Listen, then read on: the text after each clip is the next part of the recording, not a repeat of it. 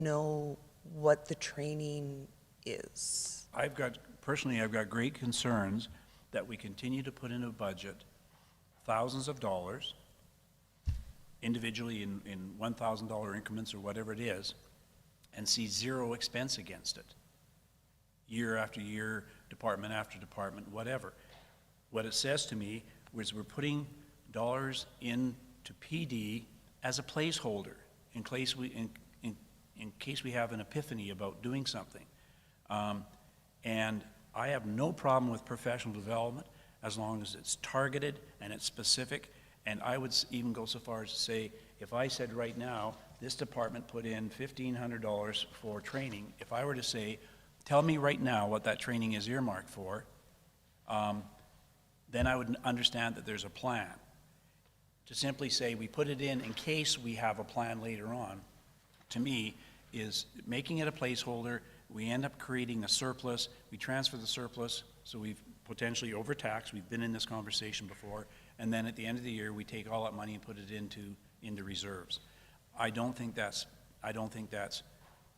targeted and specific training. And I'd like to make sure that when people are putting this into their budget, they are clear in understanding why they're putting it in and what they hope to benefit for themselves personally or for the organization by having it in there. Thank you, Councillor Nielsen. Again, I'm just trying to understand. Are you looking, you trust that the plan is there? I don't know if I understand why the money would make the difference. Is it what has been sent or what hasn't been spent? Yes to both. Yes to both. Okay, thank you. And I think it's no different than when we go off on PD or in professional development. There is an expectation, and there may well be with the city staff as well, that we come back and we talk about what we learned. Well, first off, why did we sign up for this particular professional development, specific and targeted, what I'm hoping to get out of it for myself personally or for the organization, the city, and then I share that information with my colleagues around the table to decide whether that's going to have impact on the organization going forward. And that might all be happening on the other side that I don't see, and that would be part of the presentation that would come back from administration to tell me that when Joe Schmo or Sally Brown goes off to a conference and they become professionally developed, what happens with all that wise wisdom and understanding that they gain, and how does it benefit the organization? I want to make sure that when we're spending on professional development, in my calculation, $276,000 a year, there is something very tangible coming back to the organization. And if it's corporate training and it's specific and all the rest of it to levels of service, I don't have a problem with it. But if it's just a placeholder, I got great problems with it. Thank you. Through the chair to council. I can get you numbers today, but I can't get you the justification. What I could do is walk you through the process that we use and maybe give you some examples. We have a really thorough request for training and development form, and it speaks to whether it's mandatory or not, whether it's career improvement. And I'll use an example. Recently had a manager put in a request to start the NACLA course. And the NACLA course is one of the requirements that SLT we put into the job descriptions. So it's the city manager course. And so they're learning about the organization. So this is a career development opportunity. And so, you know, the person, there may not be an opportunity right now, but if a GM position comes open and they have that training, then they're more likely to be promoted from within. So those kinds of things, like I can walk you through the process and some of those pieces, but if we're looking at, you know, what truly motivated each piece of training and development, I'm going to need more time for that. I can get you the numbers today. I'm looking for numbers because for me, what you've just shared with me is important.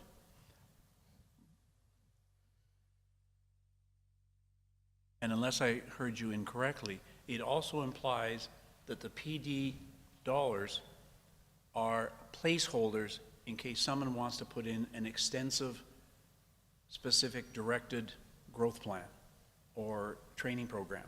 And I think it should be the other way around. The employee puts in the training program. Exactly. You make sure it's built into the budget. But when I go through the budget and I see dollar values and I see 0,000 beside them being spent, that tells me that it's a placeholder, not a planned strategy. Yeah, or there were vacancies, or there was turnover. Like there are some, we know that there Sure. are some that there are none. So we will put descriptors around some of those where they didn't spend it. And we can get you those numbers for sure. Yep. If, through to administration, can you just clarify this for me or to council? If we were to lower that budget as a whole, a department still has the availability to come back to council if they were spending over what they were budgeted, if something different, special, came up later in the year that was, or if they were going to be over budget. So let's say they'd spent their budget by September and then an opportunity came up in November. Could they not indeed come back to council to ask for those dollars? Through the chair to Councillor Hoyle, typically no.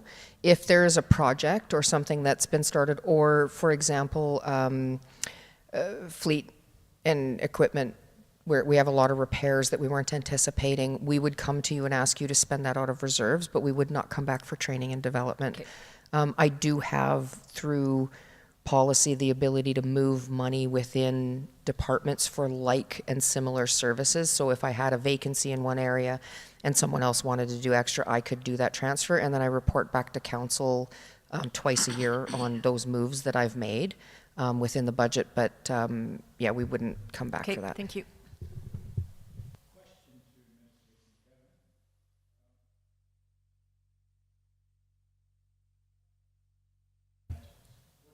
Sorry? We got the discussion on professional development on the floor, and I haven't found it. No, I haven't found out that I've got 3 friends or not. No.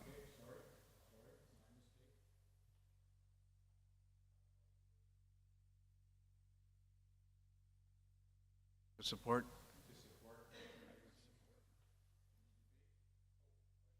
No? Support.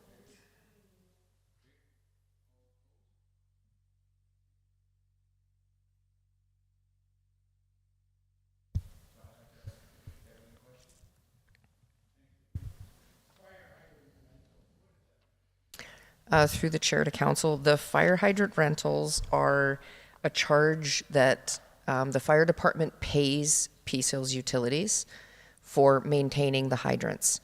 So as a municipality, we don't need hydrants to run your water operations. You just need valves, and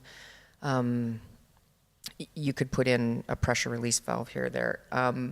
But the hydrants are needed for the fire department to fight fires, and so they pay for the maintenance of those hydrants to Peace Hills Utilities. And it's been in there since I started with the city, and it makes sense to me. I think there was one year when council removed it, and then the next year it got put back in.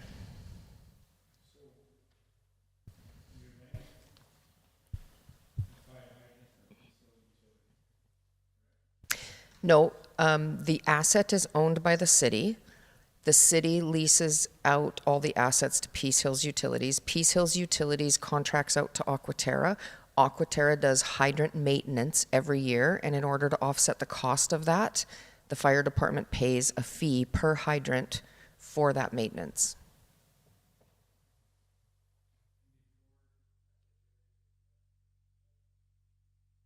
Yeah, and the fee came from the fire department, and it went into the utilities budget so that it offset the cost of our utilities staff maintaining those hydrants. They check them twice a year. They paint them. If they get broken, they have to fix them. It's everything to do with the maintenance of the hydrant.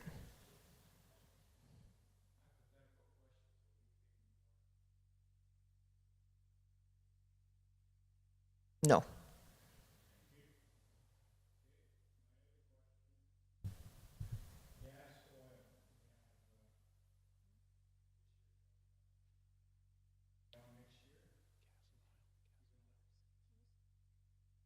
I just can't hear you, I apologize.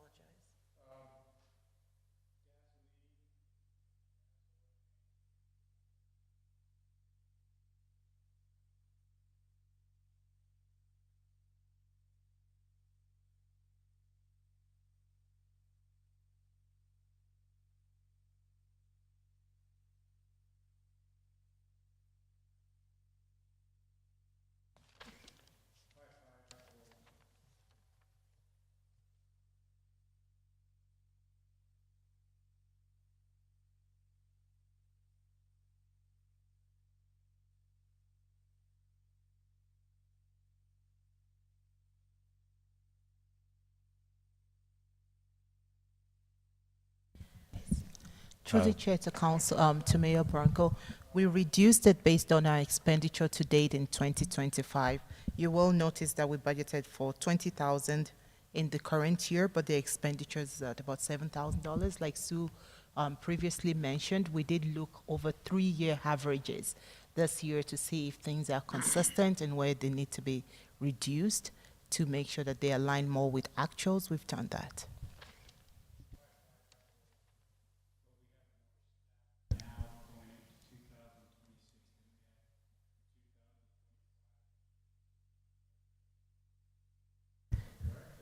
Through the chair to council, we've put multiple people on one truck. So if we have more staff, it doesn't affect this. It's the number of calls Through the that they chair to respond to. council, to Mayor Branco, we reduced it based on our expenditure to date in 2025. You will notice that we budgeted for 20,000 in the current year, but the expenditure is at about $7,000. Like Sue previously mentioned, Sorry, there must be something wrong with the system. Okay. To speak to the oil, gas, and antifreeze, that $6,600 is 3/4 of the year. So looking at, will probably end up being about $10,000 throughout the year if all things remain. So probably 13,000 with the extra employees may be a reasonable amount.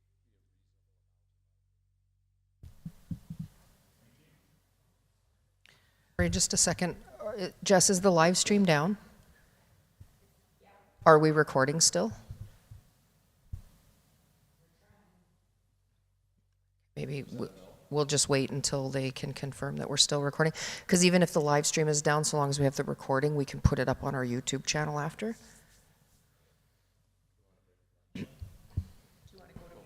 Oh, yeah, we probably should break. Yeah, because the outside agencies will be here at 1, so we only have a half an hour until.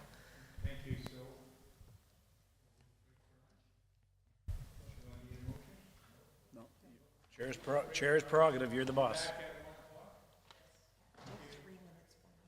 Sure.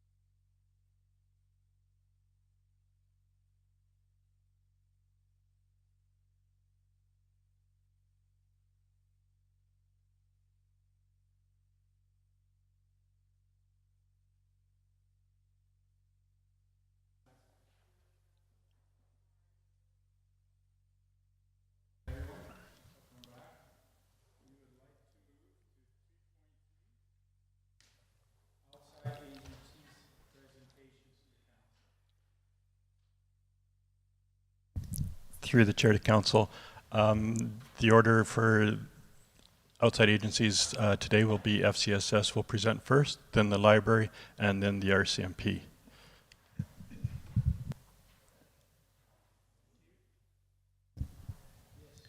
In order to follow along with this, can I get some support to find where the FCSS ask is in this level 3 budget that we're looking at? Through the chair to Councillor White, it's in your council agenda package. So they submit their own budgets, and that's in the link that was sent out for today, November 24th. We can also can click on the HTML for it, and you can follow along on your screens. The in your budget and non-functional is the actual transfer to these agencies, but the details are submitted by each agency within that, the RFD agenda that was for today.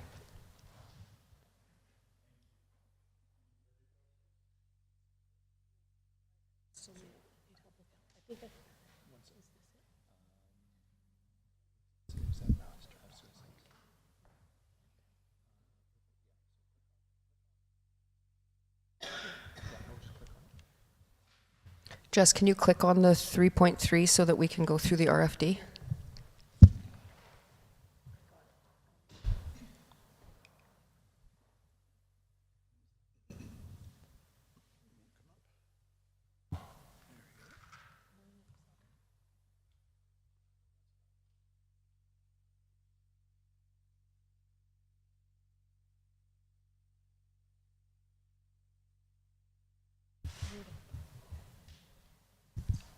Does Jess have it? Sorry, Jess, maybe their PowerPoint instead?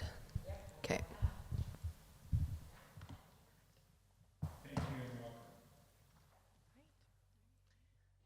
Good afternoon, Council. My name is Jamie Park Nelson. I'm the current and very new chair for FCSS.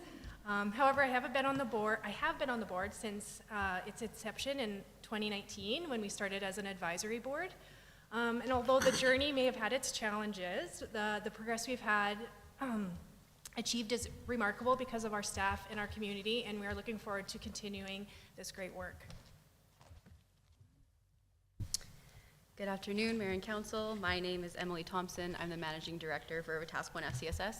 I would like to first congratulate each and every one of you for your successful appointments. I will begin by highlighting a few key events from this year before Jamie and I lead into our budget and our funding requests for your consideration. Next slide, please.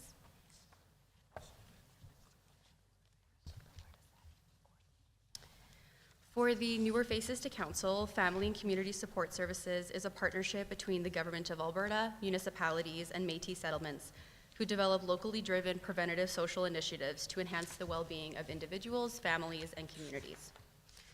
Under FCSS, prevention is defined as enhancing the protective factors of individuals and families to decrease overall vulnerabilities and build strengths before problems occur, not providing treatment or crisis intervention. We are bound to the FCSS Act and regulation, which directly guides all of our programming requirements. We currently have 4 staff, including myself, and are located at 4802B 40th Avenue. We are, however, in the position to lose staff beyond 2026 due to funding constraints. Next slide, please. Thank you. So this slide features our key program and event highlights from this year. A large component of the FCSS mandate is supporting community awareness and education on relevant local issues. Collaboration is key, and we're grateful to have partnered with a number of local agencies to promote awareness on a number of topics throughout this year. The pictures on this slide highlight some examples from our Random Acts of Kindness Week, Volunteer Appreciation, National Indigenous Peoples Day, and International Overdose Awareness Day events. This is some of our favorite work to do, as it allows us to get to know our community members a bit better and create some really important dialogue. Examples of other awareness campaigns throughout the year include World Mental Health Day, Seniors Week, Scam and Fraud Prevention and Awareness, the RCMP Community Barbecue, Mental Health Awareness Week, National Day for Truth and Reconciliation, Family and Domestic Violence Prevention Month, and our Crama Cruiser initiative in partnership with RCMP, Bylaw, and the Fire Department. Our Crama Cruiser event actually just took place last Friday, and we had an amazing turnout. Next slide, please. Now, one of FCSS's most pivotal services is our Community Resource Navigation Program that connects residents with local and regional referrals while ensuring that they remain supported throughout the process. We hired on a second navigator at the end of August on a contract basis to alleviate the increasing requests for navigation services coming through our office. It's unfortunate that we may end up losing this position at the end of next year due to those funding constraints. Services include application support for financial and other government-related programs, assistance with housing and food security navigation, referrals and advocacy for mental health treatment, and domestic violence support, in addition to consistent follow-ups. We also recognize that there is often an assumption that our navigation program only services the houseless population. While supporting individuals experiencing houselessness is indeed an important part of our work, it isn't quite the full picture. A significant portion of our clients are seniors and other community members seeking guidance and connection to supports. Vulnerable does not always equate to houselessness, but is rather a description of the unfortunate circumstances an individual can find themselves in. However, the work we do in fact do with the houseless population has a much broader community impact. By providing compassionate, coordinated support, we help reduce the demand on valuable emergency and enforcement resources, such as the RCMP, bylaw, and emergency services. This highlights how investing in strengthening prevention-based efforts inevitably avoids more costly interventions down the road. From January 1st to November 6th, the date this presentation was submitted, our navigators had 2,073 interactions for various forms of support. This number has now increased to 2,155 as of last Friday. Next slide, please. We also provided almost $80,000 this year to local organizations that provide programming in line with FCSS's mandate. Our 2025 recipients were Wetaskiwin Public Library, BGC Wetaskiwin, Horizon Center, Connect Wetaskiwin, Carapace, the Manlek Theater, Norwood Parent Council, Wetaskiwin Senior Center Society, Wetaskiwin Arts and Crafts Center, Wetaskiwin Farmers Market, Defenders of the Children, Wetaskiwin Family Medical Practice, and Waterworks Studios. These examples of indirect service delivery are crucial components for FCSS as I mentioned, we have a rather small staffing team of 4 individuals and do not feasibly have the capacity in-house to service all individuals and address the extensive components of our mandate.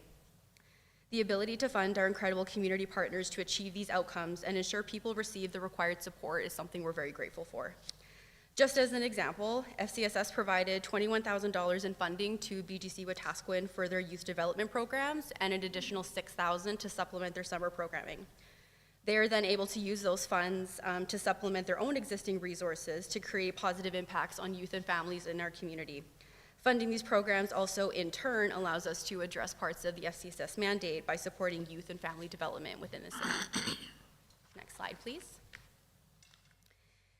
This next slide features FCSS's continued involvement in the Community Safety and Wellbeing Strategy, or CSWB. The key event this year was our pop-up navigation center held on June 25th. This pop-up was a coordinated initiative led by the governing board of the CSWB strategy, which is FCSS, RCMP, and the city, and it was inspired by the navigation centers in Edmonton and Calgary. This project operationalized the strategy by providing a collaborative and accessible service model that targets key vulnerabilities in our community, with houselessness, mental and behavioral health, service navigation, to just name a few, and it allowed us to build community safety and well-being in a preventative way. 29 local and regional service providers were on site with a recorded 117 attendees and 786 interactions, resulting in 31 appointments being made and 22 individuals successfully receiving same-day government-issued identification. Even though this took place back in June, the governing structure of the strategy still continues to receive positive commentary from surrounding communities and provincial entities, as this was the first initiative of its kind in a rural community, and we're very proud to have been a part of that. The goal for this is to certainly organize more pop-up centers in the future with additional funding and coordination support in place, as this was unfortunately very much a side desk project for everybody involved. Next slide, thank you. So that was our 2025 highlights. So we will now move into our budget overview for the upcoming year. Next slide, please. So just for clarification on how our funding is received, there is a mandated agreement between the Government of Alberta and the City of Wetaskiwin to provide an 80-20 funding split to support FCSS programming. I would like to note that these numbers were based on the assumption that there was no increase in provincial funding, as we had not yet received a copy of the 2026 agreement from the date that this was submitted, but I can now confirm that there was no increase in the provincial funding for the 2026 to 2028 agreement. FCSS also received a small grant for our involvement in the Canadian Volunteer Income Tax Program. Mayor and Council were provided with a more detailed breakdown of the budget, but the one we are proposing is quite similar to last year's, with the hopeful addition of a second round of community grants as we did this year, and one key event that I will discuss on the next slide here. So FCSS's 2023 social needs assessment highlighted that seniors are certainly a priority group requiring more focused support within our city. Key issues include social isolation, limited access to information, and difficulty navigating community services. So we are proposing the organization of a senior seminar to directly respond to this identified gap by creating an accessible one-day event dedicated to information sharing and connection. From January to November 6th, we had 554 senior support requests. This number has increased to 568 as of last Friday. These numbers are rather significant and signal a real need for additional support. By hosting a seminar, we hope to reach many seniors at once with the hope of providing assistance before issues become crises. It unfortunately happens far too often, but we do tend to engage with seniors who are experiencing financial hardships or decreased mental health and subsequently social isolation. Most households rely on two incomes, so when a spouse passes away, then half of that income also in turn goes away. This causes not only financial stress, but is the catalyst for decreased mental health, resulting in the need for further supports and community connection. For this seminar, we plan to focus on issues that have been coming up again and again, such as fraud and scam prevention, wills and estates planning, grief and coping skills, and awareness of relevant community resources. This is still very much in the initial planning phases, but we firmly believe that it will yield positive results for adults and seniors in Wetaskiwin. Next slide, please. So we will now proceed to our funding request for Mayor and Council's consideration. Next slide, please. Thank you. This slide highlights the financial realities for Wetaskiwin FCSS, specifically what happens if we are unable to garner additional funding and support. Our current annual budget is just over $435,000, with, as I had mentioned before, about 20% or just over $88,000 coming from the municipality. When we compare that to similar communities, the average municipal contribution is around 62%, which means Wetaskiwin is significantly underfunded. I will note that we are currently going through the process to obtain charity status, but it is definitely not a quick turnaround, unfortunately. We have also tried to access other routes of provincial funding, but we keep getting hit with the barrier of being unable to meet the matching requirements. Without an increase in support, we'll face several major impacts over the next year and beyond. We'll be unable to add or expand programs, initiatives, or community grants. Staffing levels will drop. We're already projected to lose staff by the end of 2026, which will directly affect service delivery. With fewer staff, we can expect more frequent office closures and reduced accessibility for residents. We'll also be unable to fill growing gaps in community supports, especially as demand continues to rise due to the recent loss of pivotal programs like Touchstone Clubhouse, Neighbors Outreach, Nutritious Beginnings, and Turning Point. From January to November 6th of this year, FCSS has already supported 7,208 client interactions, whether that be through walk-ins, phone calls, navigation, referrals, tax return assistance. This number has increased to 7,460 within the last few weeks. That's a clear indicator that community need continues to grow and not decline. Without additional funding, our ability to sustain this level of service is at serious risk. I will now hand it over to Jamie. So then, speaking on wages, our staff is nowhere near the provincial averages for these positions. I believe those kind of averages were given to you in your package. We are at, we're not even hitting the bottom range of those averages.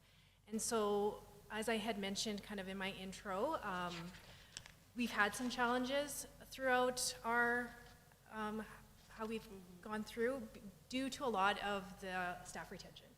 And so at this point, where we are now, it's essential that we keep the staff, especially in regard to the relationships with clients, the other community organizations that we've connected with, and especially the provincial contacts that have been built through our managing director and the staff. It's essential that we keep those relationships strong, and so that our trajectory continues as there's amazing work being done.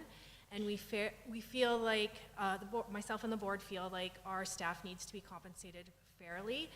especially with some of the educational levels that our staff have as well. I think next slide. Okay. Yeah. So I'll just continue on here. So as I had just mentioned before, FCSS currently receives the minimum 20% or just over $88,000 from the municipality. So our ask to Mayor and Council is for an additional $176,167.68 for a total of just over $264,000, which equates to a 0.7% tax increase. This would put our municipal contribution at 60%, which is still a bit below the provincial average for municipal support in like-minded communities. And there are 3 key reasons behind this request. As Jamie just discussed, FCSS wants to ensure staff are compensated fairly and competitively. Without adjustments to wages, we risk losing my skilled staff, and we already anticipate losing positions by 2026. Maintaining a stable, experienced team means better service quality and continuity for our residents. The additional funding would also allow us to maintain our current programs, initiatives, and community grants. Without this increase, we will unfortunately be forced to cut or scale back programs that the residents rely on. This ensures we continue to meet local needs and uphold the preventative, community-based focus of FCSS. And lastly, the funding increase would also allow us to address the growing service gaps, such as mental health and grief support subsidy, snow removal subsidy for vulnerable residents, and administration of taxi vouchers for those requiring transportation to and from local medical appointments. And these are just a few of the requests that we continue to hear from community members about services that Wetaskiwin does not currently offer. And these gaps are where we see this real ongoing need, especially among seniors, low-income households, and residents with mobility challenges. Mayor and Council, the budget breakdown you were provided explains these numbers in much greater detail. In short, this additional $176,000 is not about expansion, it's about sustainability. It allows FCSS to retain staff, maintain core programs, and respond to critical community needs that are currently going unmet. With the approval of our request, we can continue to deliver high-impact services that support residents, prevent crises, and strengthen Wetaskiwin's overall well-being. Community safety and fiscal responsibility were 2 very common buzzwords that members of council advocated for throughout their campaign, and we firmly believe that prevention pays off. Every dollar invested in prevention saves many more in avoided costs to health, justice, and crisis response systems, while simultaneously improving the overall sense of safety within our community. Next slide, please. And that concludes our presentation. We thank you very much for your time and consideration and are open to any questions. Thank you. First off, thanks for the presentation. But my first question through the chair is to Sue, City Manager.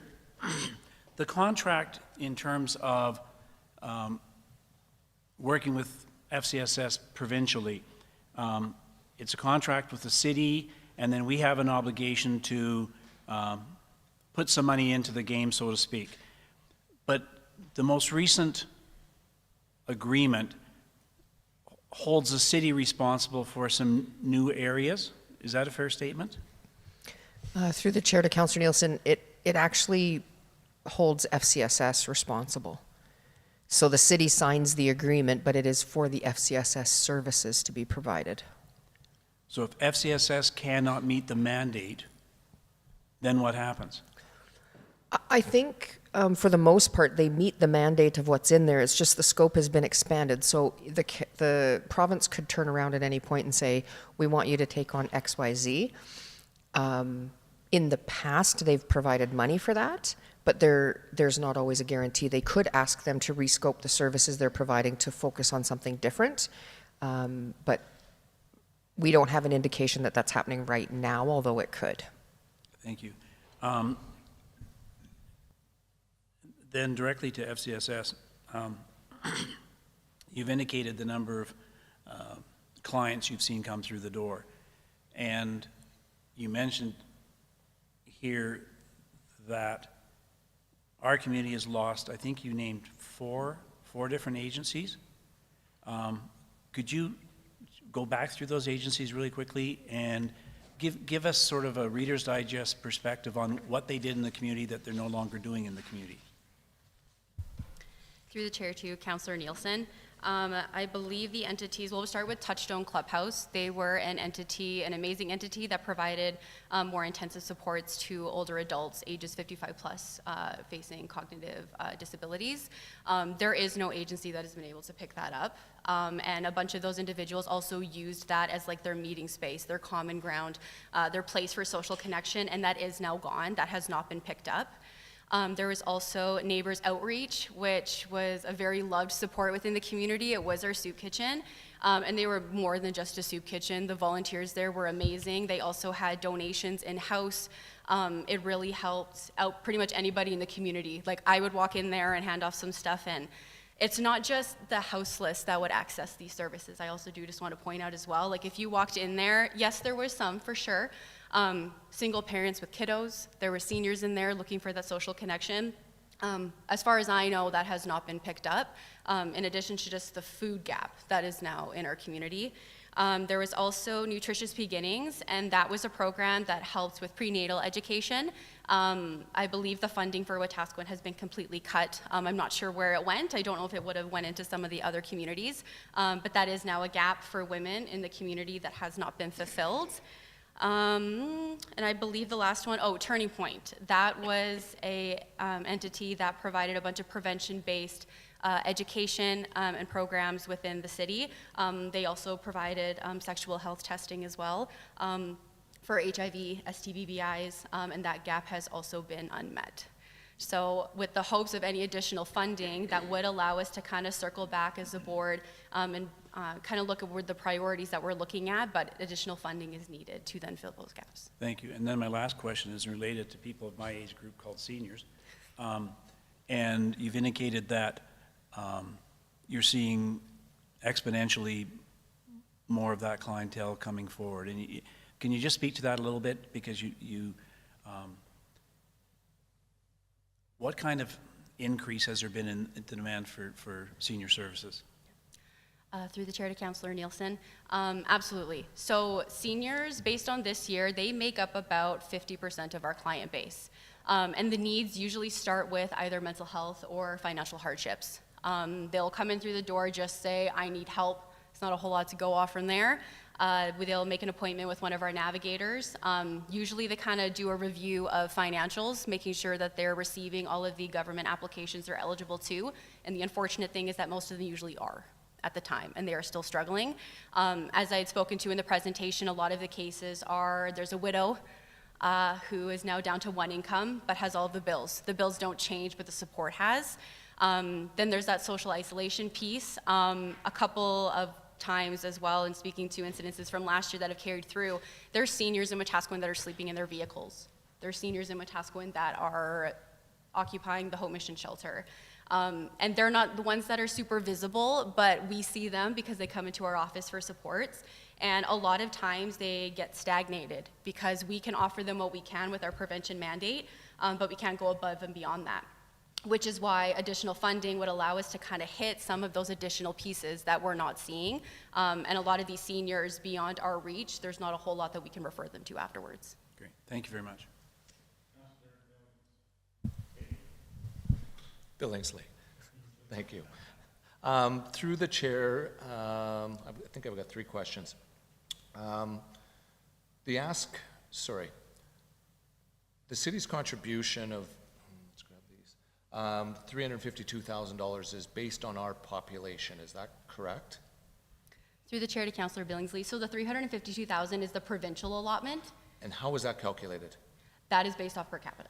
Okay, so then we just finished a census and we have an increase. Who then tells the province that we should be getting more money because we have an increase in population? I can answer that through the chair to Councillor Billingsley. The new agreement, it does have an increase in it, so it is based on an increased population. So the city's amount, I think, goes from 84 to 88, or there's only a couple $1,000s difference in our 20%. Okay, so that we are on top of that, and that's automatic. Is that a city function then, or an FCSS function? That is the city, because we have the agreement with the government. And then give the money to FCSS? Correct. Okay, just want to make sure.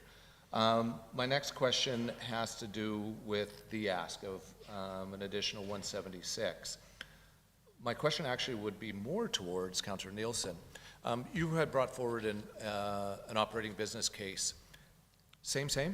No.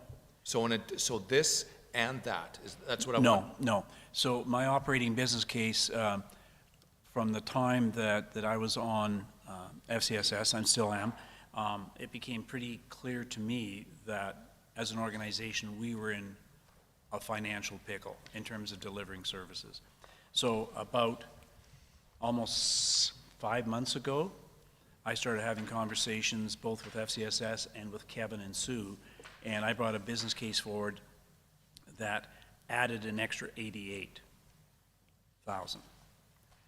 This is asking for an extra 160, 170.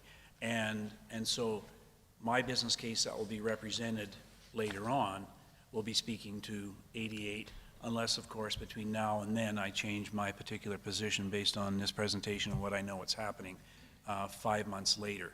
So, for example, when I first started my business case, all the agencies that have left our community, some of them were still operating at that time, and so I think I can see a different need than what I represented in my original business case.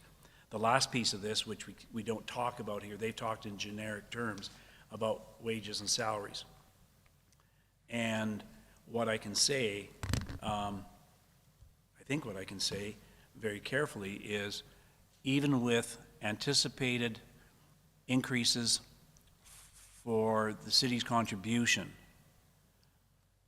and increases to our staff salary, none of the four of the people would reach the minimum lowest rung on the provincial ladder. Okay, thank you. I think my last question has to do with the community navigator. I personally find that a very important resource for this community. My question is, and it's my understanding, sorry, it's my understanding that position is not a permanent position at this point. Is that fair to say? Through the chair to Councillor Billingsley, we do have one full-time, but the need has surpassed the ability for that one individual. So in August of this year, we did hire on a second, but she is on a contract position. Okay, that clarifies that. And my question is, built into this 176 ask, would that become a permanent position? Yes. Thank you. I just want to clarify to administration and some of council that FCSS, the 20% that the city adds is a contract between the GOA and the city, and then it is funneled down to FCSS. Those are what we call mandate dollars, which means they are specifically earmarked to the mandate set down by the GOA. Any money outside of that 20-80 split, so per se the extra funding, does not have to be mandate dollars, which means then you can delve into some of the other things in the community that may not be preventative, but would still be under the realm of what FCSS should do. So I just want to clarify that the mandate dollars are the 80-20, which is contracted between the city and the GOA. Anything outside, like we heard some entities, some municipalities and cities give 62, that other 42% that they would give would be unmandate dollars, and FCSS would have more leeway on how to spend that money.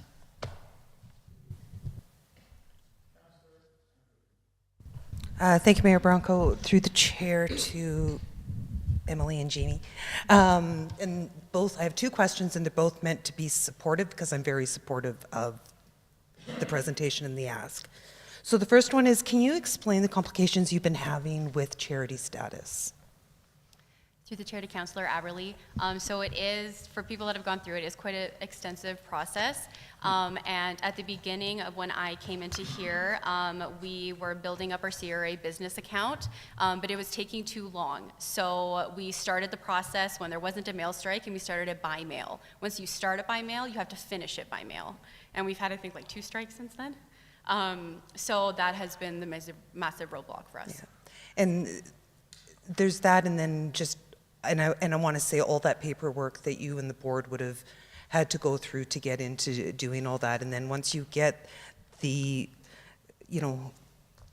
glorious of charity status than trying to even just get donations is its own headache. Whole other ballgame. So that's why I'm arguing in favor to council for this, that even once that happens, that wouldn't be the end-all to be-all to see that FCSS is getting the financial part that they need to continue to be as successful and more in our community. And then I just wanted to give you an opportunity a little bit to talk about the funding for employees and being at the bottom level of, or not even meeting the bottom level of that. And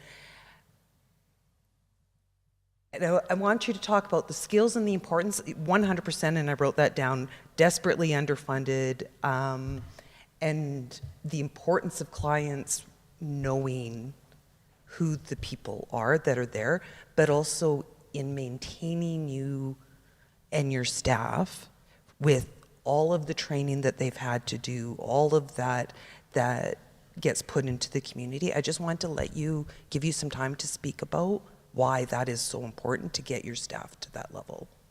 Does it make sense?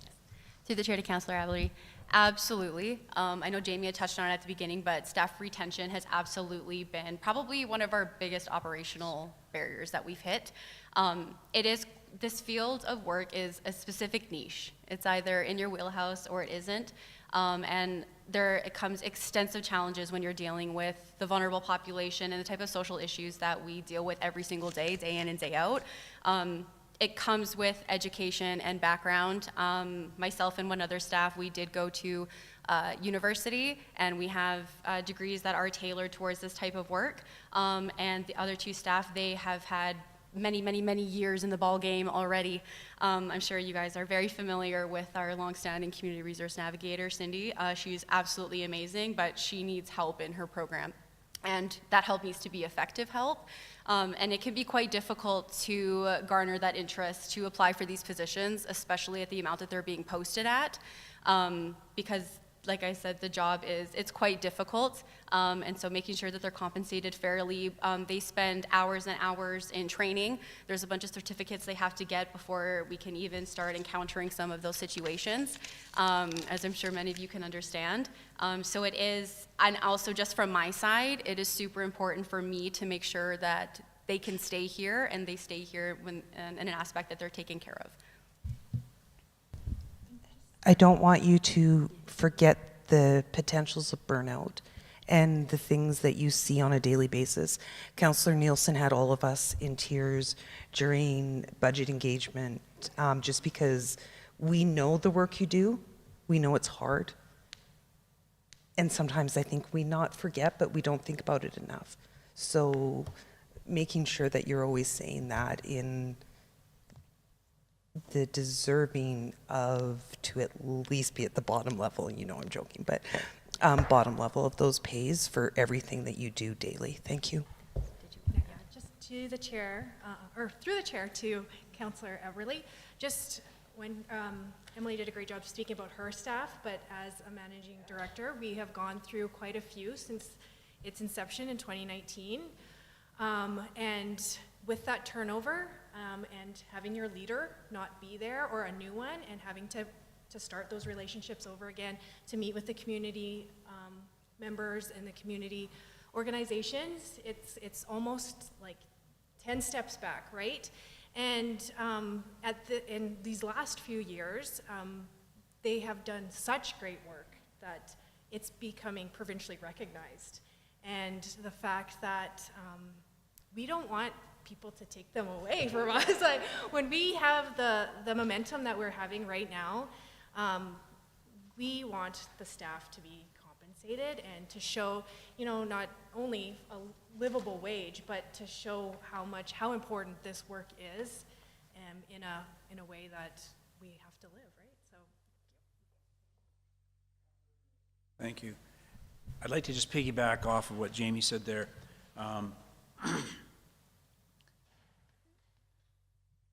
There was a time a number of years ago, and yes, I'm the OG, the old guy, when FCSS was a department within the city itself. We had one employee, and they handed out grants and did those kinds of things. But in terms of one-on-one contact with the public, it was virtually non-existent.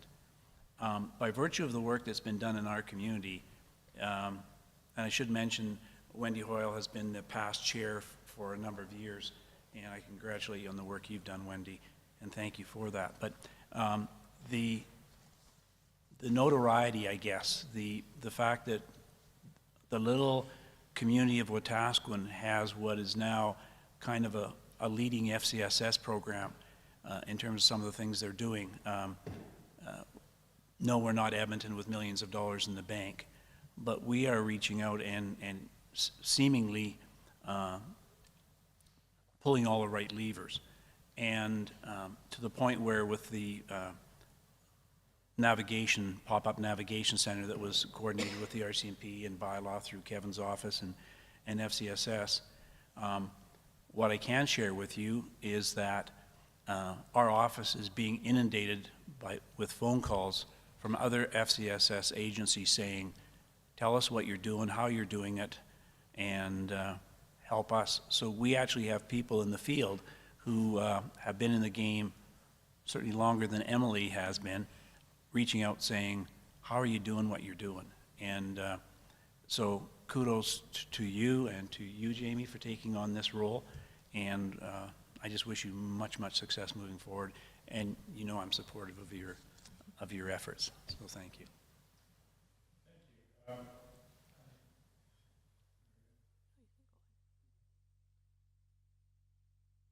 I had through the chair to our presenters, I had a question around your strategy to address what I heard as a problem with matching grant ineligibility. Is that addressed in your ask? I didn't see or hear that. Through the chair to Councillor White. So the explanation of us not being able to match that matching requirement, the ask is more so for our municipal contribution. It doesn't tap into the provincial entities, but the match is where we hit that roadblock is we're applying for provincial grants because we are provincially incorporated, but the matching funds can't be accomplished through provincial funds. So I can't ask for a grant from the province and use my current provincial dollars to match that. That match would need to be outside funding. Can I have a follow-up to that? So does your, outside of that sounds like ask to the city?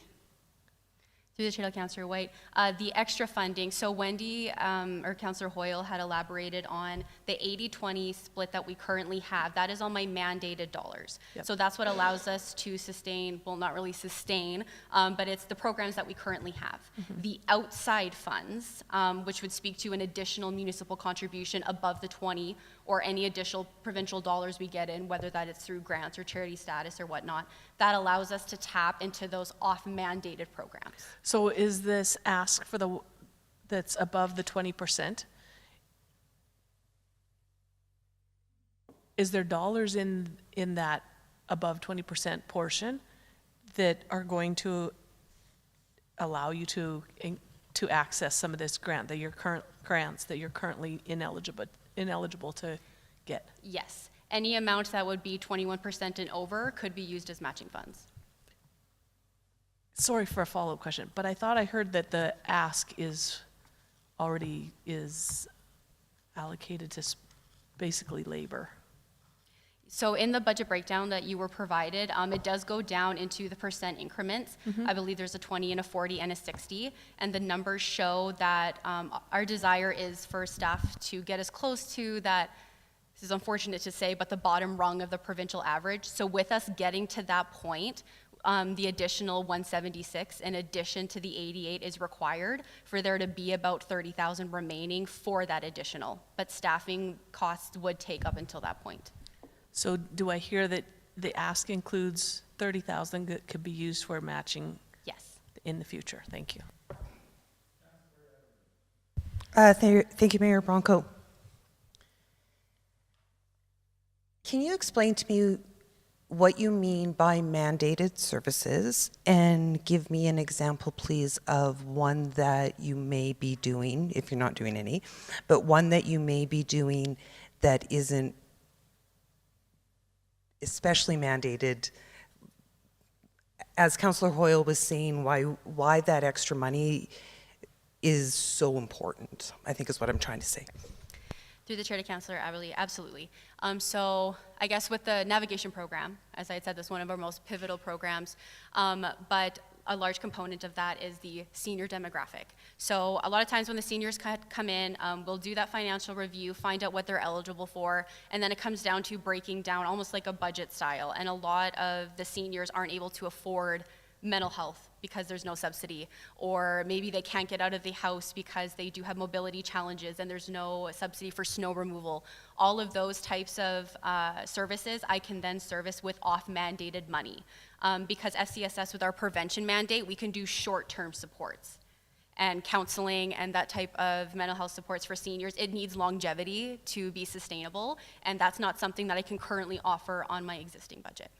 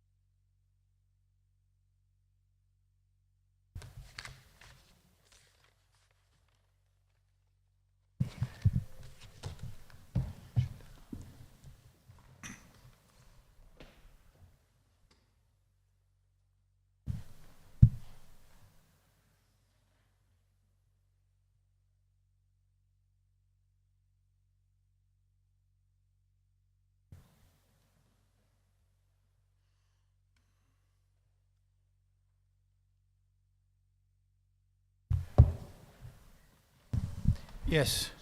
Through the chair to administration, can I get some more support again on finding where their ask is in this budget package that we're looking at, specifically in the level 3 one? But wherever, I just need to find it somewhere. It's not. It's in the agenda that was presented. So that's the only place we've got this Exactly, information? except for in non-functional, the transfer to those organizations, it's all lumped into one line item, the same line item that you looked at for FCSS. This is a Yeah, Toulouse can come show you.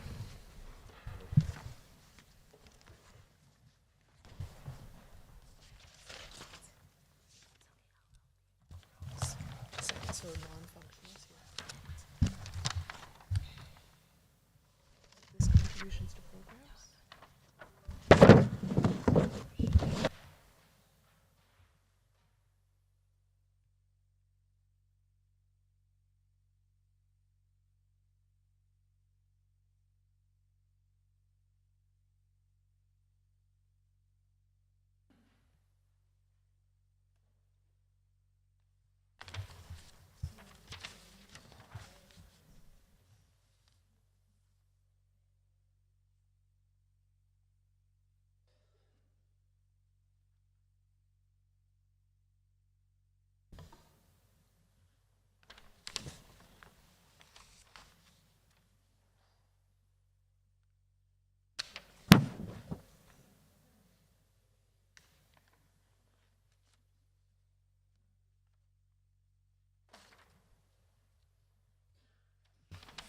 Thank you.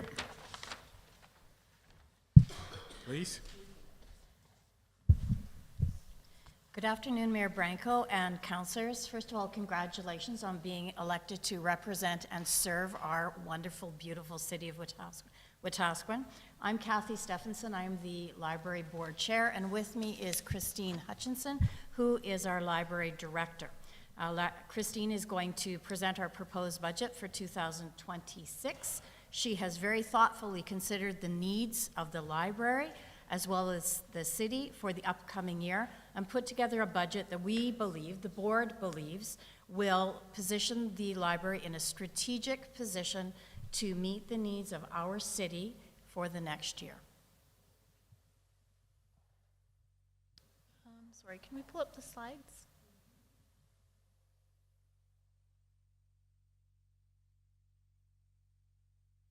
Slide 2, please.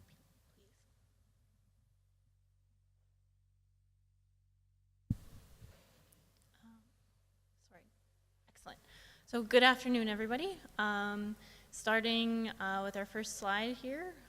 In 2024, the Wetaskiwin Library Board updated our mission and vision statements to better reflect what our library should strive for in our community and help guide us in the years to come. Our budget ask this year ensures that we support the mission and vision for the library and hold ourselves accountable to these statements. The Wetaskiwin Public Library's 2026 budget request supports our mission and vision by ensuring we remain a welcoming, safe, and inclusive space for learning, connection, and cultural celebration. With rising usage and increasingly complex community needs, investments in staffing, safety measures, collections, and technologies are essential to maintaining an environment where people of all ages and backgrounds can access information, participate in programs, and feel supported. Attached in your package, you'll see our 2026-2030 Plan of Service. The Plan of Service is a document that has to be created because of the legislation for Public Library Schools branch, and it dictates what our mandate is, as well as what services, et cetera, our direction for the Wetaskiwin Public Library. The library undertook a thorough and thoughtful process to develop this new plan. Beginning in May of 2024, the library established a clear timeline, identified data gathering methods, and planned multiple opportunities for public and staff input for over a period of 10 months. The input included a community-wide survey, which was offered online and print, as well as outreach at at community events to further encourage broad participation. After this, a community focus session was taken on, and a staff consultation which provided deeper insight into the evolving needs of Wetaskiwin residents. The City of Wetaskiwin's strategic plan was also reviewed to ensure alignment with municipal priorities, particularly the city's emphasis on strengthening community connections, enhancing services, and planning for sustainable infrastructure. All feedback and information were carefully compiled by the library director and the board. The Plan of Service Committee analyzed the results and, with the director's support, developed a plan that clearly aligns with the city's strategic direction. Goal 1 supports the city's goal of fostering strong community connections. Goal 2 matches the city's focus on delivering high-quality programs and services that meet current and future needs. Goal 3 reflects the city's commitment to modern, inclusive, and sustainable infrastructure. And then in June of 2025, the Library Board formally approved this Plan of Service, demonstrating our dedication to thoughtful planning, community responsiveness, and supporting the city's long-term vision. Next slide. So now we'll move into our statistics. So the library's collection continues to be well-maintained and responsive to community needs. As of 2025, in the first 9-month period, the collection includes 37,385 items, showing steady intentional growth from 2024 while remaining aligned with space and budgetary realities. Circulation activity remains strong and consistent. Monthly circulations in 2025 are averaging 6,745, only slightly below the previous 2 years, despite representing only the first 9 months of data. This demonstrates ongoing stable use of library materials. Borrowing through the Me Library service is increasing, rising from 71 monthly circulations in 2024 to 86 in 2025, indicating deeper engagement from returning users. Interlibrary loan activity also continues to rise. Borrowed items increased to 1,072 per month in the first 9 months, and lent items reached 1,423, both surpassing 2024 levels. This reflects the library's strong participation in the provincial resource sharing system and its role in ensuring community members can access materials beyond the local collection. Next slide. As you can see, membership continues to grow. In the first 9 months of 2025, the library issued an average of 52 new library cards per month, and increasing over 2023 and 2024's full average. This shows more residents are choosing to engage with library services. Card renewals has also risen, with 160 monthly renewals in the first 9 months of 2025, which is higher than in previous years. And this demonstrates strong user retention and ongoing satisfaction with the library's programs and services. Next slide. Another important statistic I'd like to share is our outreach statistics. So due to the city's investment in the library in 2025, we could hire a full-time adult and senior program coordinator. This strengthened the library's capacity to deliver outreach and community programs. As a result, outreach sessions increased from 47 in 2024 to 68 in just the first 9 months of 2025. And attendance rose dramatically from 1,545 attendees in 2024 to 2,305 attendees so far in 2025. This demonstrates that sustained municipal investment leads to measurable growth in community impact and participation. Next slide. I would like to thank Council for the overall funding that you've provided us and share with you the cost-benefit analysis from 2024 so that you can see just how far a dollar invested in the library goes. In 2024, the investment in the library allowed the community to save $4,066,444. Included here are the books, movies, kits, and digital materials people borrowed, programs that were attended, computers and internet usage, and the learning and assistance that staff provided. It would be safe to say that the return on investment is even higher, as this doesn't capture every single interaction and way that people come in and utilize the library. For every dollar the city invested in the library, the community received $5.56 in value. This clearly demonstrates the tangible value the library provides to residents, not just in material and programs, but in fostering learning, connection, and opportunity throughout Wetaskiwin. Next slide. As part of our 2026 budget request, we are asking for investment in new public and staff computers. All of our current devices are past their recommended lifespan. They're slower, they break down more often, and they require increasing amounts of staff time to maintain. This impacts productivity for both patrons and staff and limits our ability to provide efficient service. Access to reliable technology is also a major equity issue. Many residents rely on the library for internet access, completing job applications, accessing government services, and staying connected. Updating to new computers ensures that everyone in Wetaskiwin, not just those who can afford it, afford their own devices, have reliable access to digital tools that they need.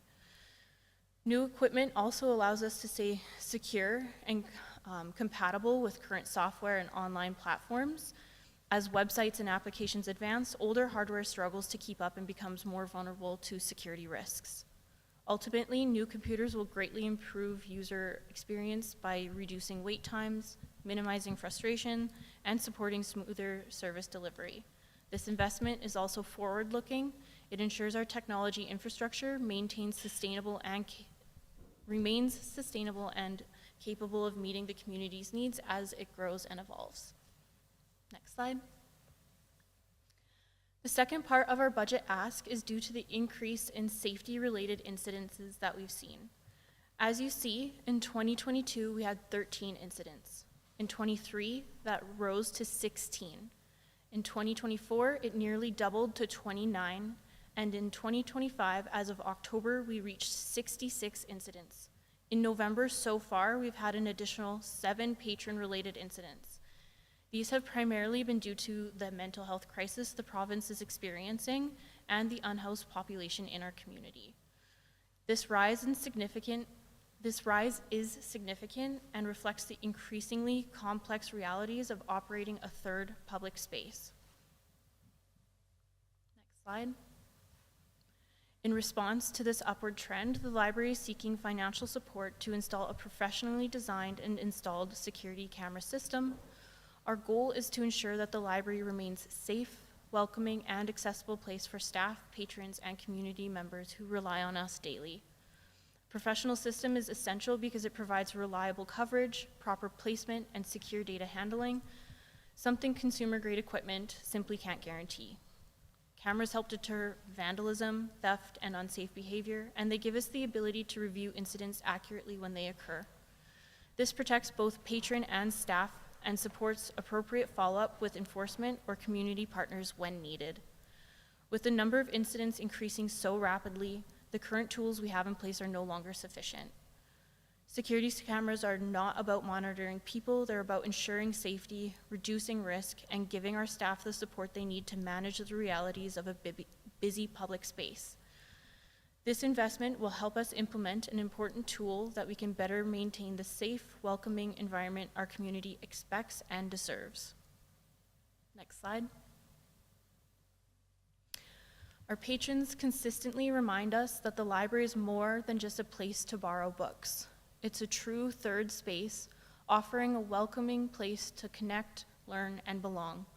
It provides opportunities to meet new people, participate in clubs and events, and access a wide range of resources, from books to audiobooks, and so much more. Families and individuals alike see the library as one of their most important and most used community resources, highlighting the value of both our services and our staff. These voices show that the library's impact reaches far beyond materials. It fosters connection, learning, and community. Supporting the library allows us to continue offering these vital services and ensures it remains a resource that meets the needs of everyone in our community. Next slide. So we're at the end of the first part of the presentation, and now we'll just move into the budget ask piece.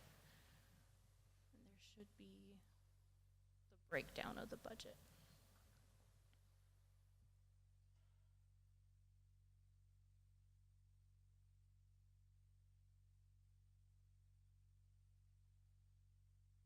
Everybody has that portion, right? Okay. So we'll look more closely at a few areas. Last year, Councillor Billingsley inquired about the county funding that we receive. This year, I followed up so that I have a more thorough answer. As you can see, in our 2025 budget, we were expecting $51,440, but only received $47,798. On February 27th, 2024, the County Library Board reviewed the information received from their library service points and at the time resolved to maintain the current funding breakdown, whereby the City of Wetaskiwin Library received 40% of the total funding allocated, which was the $51,440. Later that year, on October 8th, 2024, the County Library Board considered and approved their 2025 budget.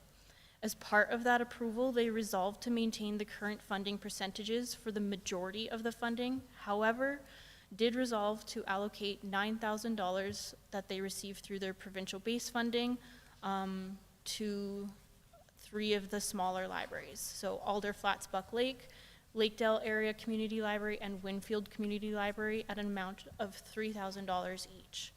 This allocation of the provincial base funding is why the City of Wetaskiwin and Millet Library saw reductions in 2025. Unfortunately, I was not made aware of this until recently and was unable to speak to them about the impact of this on our 2025 budget. For 2026, I will be asking for an additional $5,500. This is to help support the purchase of 2 of the public computers and support additional outreach opportunities to County of Wetaskiwin patrons to make library services more accessible to those with mobility issues. Moving forward, I'm also going to be increasing our communication with the county so that we have clear understanding of the funding we receive from them. I will also be connecting with the other county libraries to see what we can do to advocate for additional county library funding for each of our locations. As for the increase you see to the city ask this year, this is primarily due to the 2 areas I spoke about earlier, as well as an increase to our book budget. So we're requesting funding for new public and staff computers in 2026 because all of our current machines are well past their recommended lifespan. Industry standards suggest that replacing workplace computers every 3 to 5 years to maintain security, performance, and software compatibility. Ours are now aging, increasingly slow, and require frequent troubleshooting, which impacts both staff productivity and patron service. Updating this equipment is essential for equitable access to technology, a smoother user experience, and ensuring the library can support modern applications and digital needs as the community continues to grow. In response to the rising number of incidents, the library is also seeking support to install a professionally designed security camera system. This system will help ensure a safe, welcoming, and accessible environment for staff, patrons, and the community. Professional cameras provide reliable coverage, secure data handling, and accurate incident review.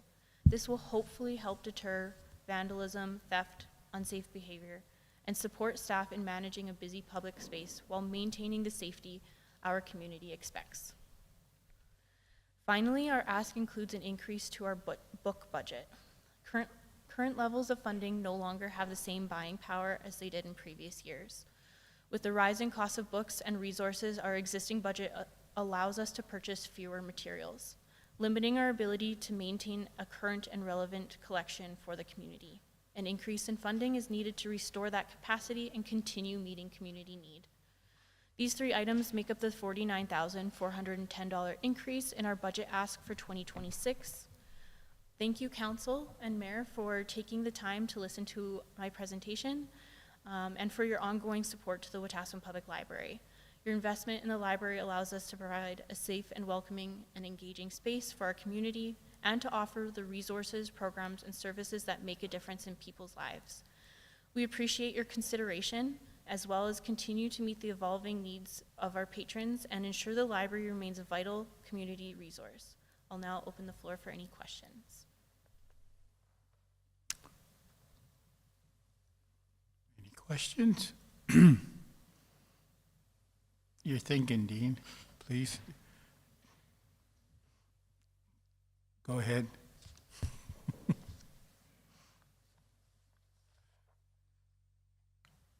No, I'm not going to ask here. Council Nielsen.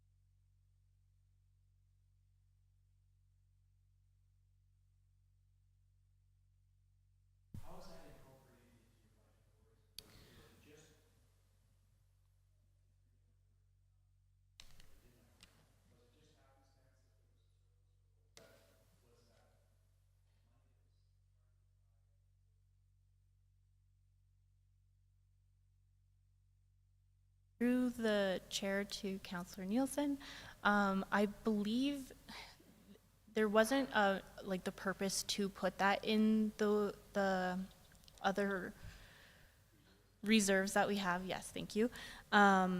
Those were happenstance. I think part of it though has to do with some of the year's circumstances. So with COVID, that happened, and then there was a portion of our money that wasn't being budgeted, the interest in our bank account, and so now that is moving forward. That will be part of our budgeting, and we shouldn't be seeing that surplus moving forward.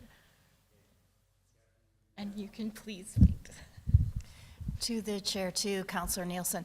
Part of the issue in our past budgets has been the time lag in getting accurate financial data from the city of Wetaskiwin because of the delay in having audits done, et cetera, which has created a bit of an issue with having accurate numbers to budget. So those, if your question is, are we intentionally padding our budget ask so that we have money then to put into reserve, the short answer would be no. Any of those surpluses that we have had have just been as a result of the numbers that we were receiving were not 100% accurate as to what we were spending. And we're still having a bit of a lag in a couple of areas. One of them, like Christine mentioned, was the interest that we have gained. Another one, I believe, and Christine can correct me, is to do with the money that we pay to WCB sometimes seems to be a little bit off, and we're still working on that, et cetera. So we're finalizing our numbers to make sure. We are very cognizant that any money that we put into reserves, at some point in time, we are outgrowing that facility that the library is in badly, and has probably been for a decade. But the time and effort has not been put into finding another facility that would be appropriate to house the library. So that money could and would be used for a capital project in the future if that were needed. It is not there to be used as a slush fund, of course, to be used for things that we don't really need.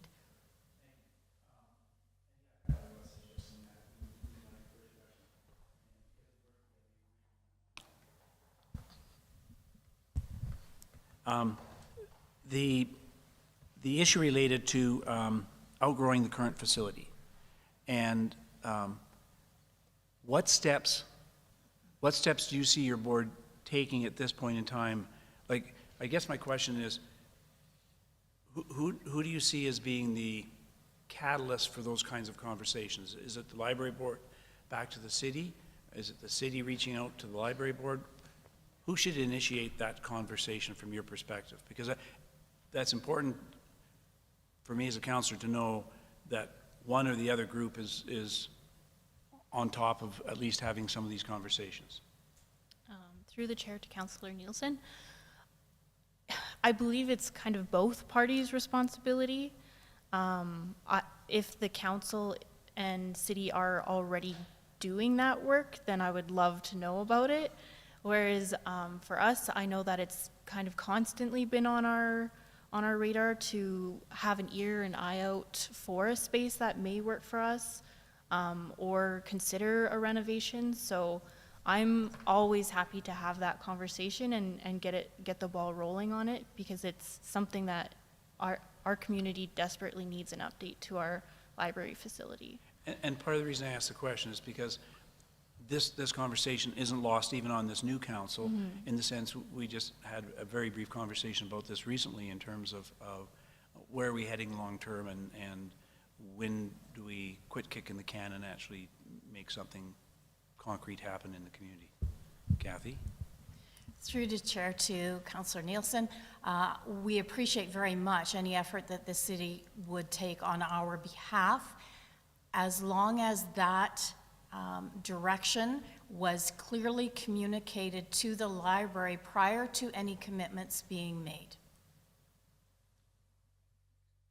I think that's a fair expectation for sure. I'm done. Thank you, Mr. Mayor. Any further questions? Oh, sorry, Karen. I know it's hard. I'm over here and quiet and minute. Thank you, Mayor Bronco, through the chair. Again, I always like to give you a time if there's anything you didn't say in your, because you feel like you're limited. But one of the things I was looking at is I was reading your presentation and going over it, is a jump from 30 safety incidents, whatever that is, to 60 in the past year.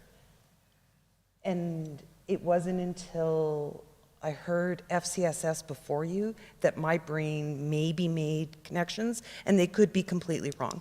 But as we had these other spaces closing, that becomes an increase of using the library as a third space. And I know that often we think of libraries, am I saying that right? Libraries, being about books and learning. And I don't think that we give enough appreciation to library staff for the amount of time that they are also a support to the community. And it is, you're being seen in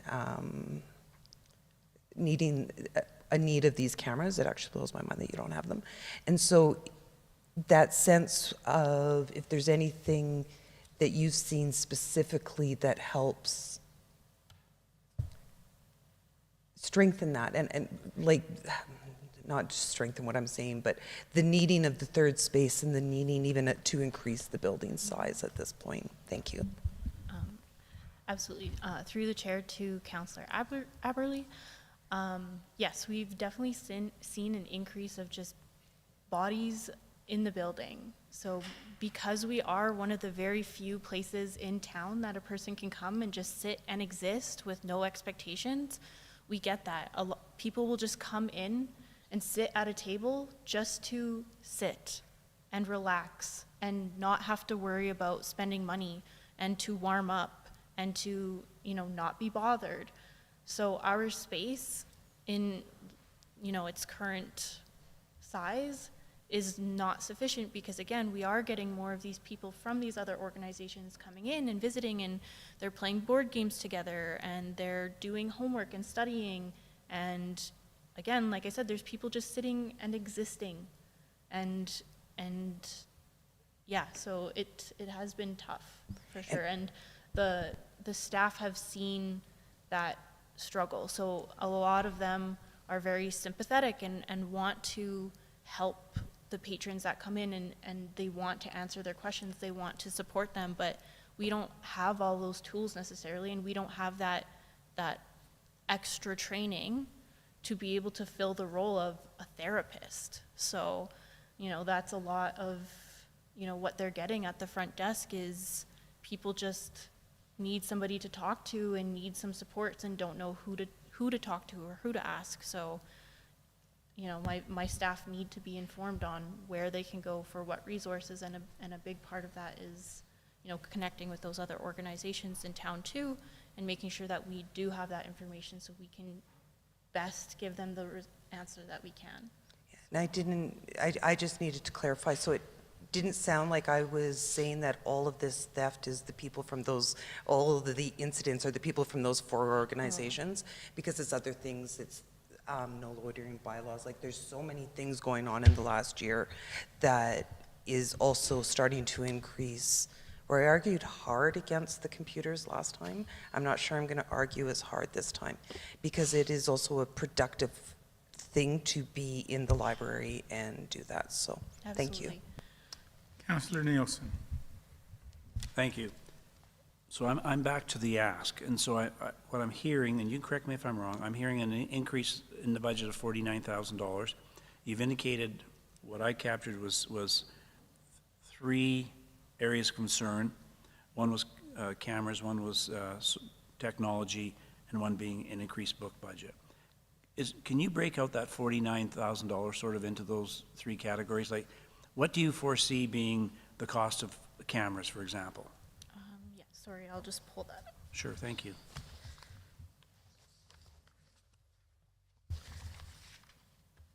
And while she's pulling that up, Kevin, can you identify for us what the cost of cameras were at the pool when we installed them? And I'm not saying it's necessarily the same system or the same number of cameras, but what kind of dollars was spent there? Through the chair to Councillor Nielsen, we'd have to take that as an information request because it's Jackie's department, and we'd have to get those costs for you. Okay, thank you.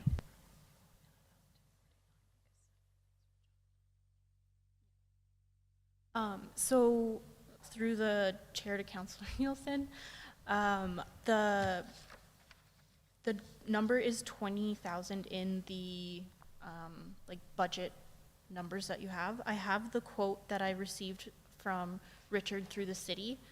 so that it's comparable devices to what the city is Right. receiving and looking at for themselves.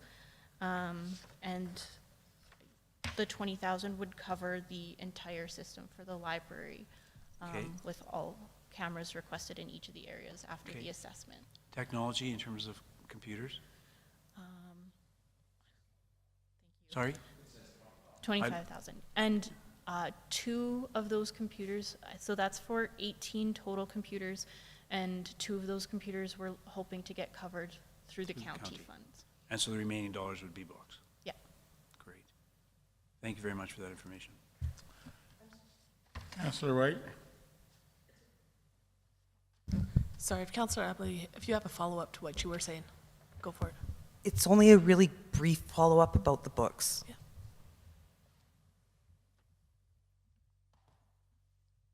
How many of those books are you anticipating being audiobooks now? Because as people start to change how technology works, is that also helping to increase that number? Does that make sense? With, through the chair to Councillor Aberley, with audiobooks specifically, it is a little tricky. So we are, like, our location is purchasing less physical audiobooks, but we are adding additional funds towards the online audiobook collection, and those are expensive. The licensing that's done through the different publishers is exuberant. And so that increased cost impacts that as well. Yeah, perfect, thank you. Councillor White? Thank you. 2 questions. First, can you address the YRL funding? I see it in your revenue section. Is that, can either you or administration confirm that that's money that the province gives that, like, flows through? Through the chair to 80,000. Councillor White, is that the I see YRL? provincial library grant. Is that YRL? No, so, sorry, provincial library grant is the money that we receive from PLSB, so the Public Library Services Branch. Okay, so a follow-up question then to administration, through the chair to administration. Whatever the city is obligated to pay to YRL, is that included in this ask portion of the budget? Through the chair to Councillor White, the city's not obligated to give anything to the library. To YRL? Sorry, my Sorry, question was to the YRL. Yeah, we don't need to, we're not obligated to participate in libraries. The city chooses to.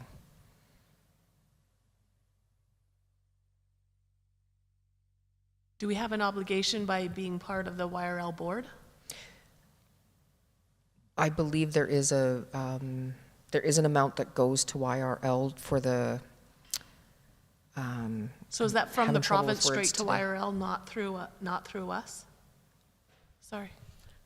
So the money that the city gives to YRL is through the master membership agreement, and that is an agreed upon amount that the YRL sets, and with that agreement in place, the city pays that amount to YRL. And that is not seen in our budget, that is just seen on the city side. Okay. But the city provides it and the library is a beneficiary of it? Correct. Thank you. And where is that in the, if I was looking at the lines in the library revenue, it's not listed in library revenue? No. But the library does benefit from that? Correct. So that was something that, issue that we had fixed last year in our budget reporting. So it is something that we had seen in our budget line previously, but that isn't how it was supposed to go. The city was supposed to pay that directly, not have it funneled through us. And so now it's not listed as something on our budget line because it is a city item. Okay, I've got another question, but we should follow up, we should finish this conversation before we start another. Is yours related to this? Is that okay, Laura? Or that's fine. Councillor White? Yes.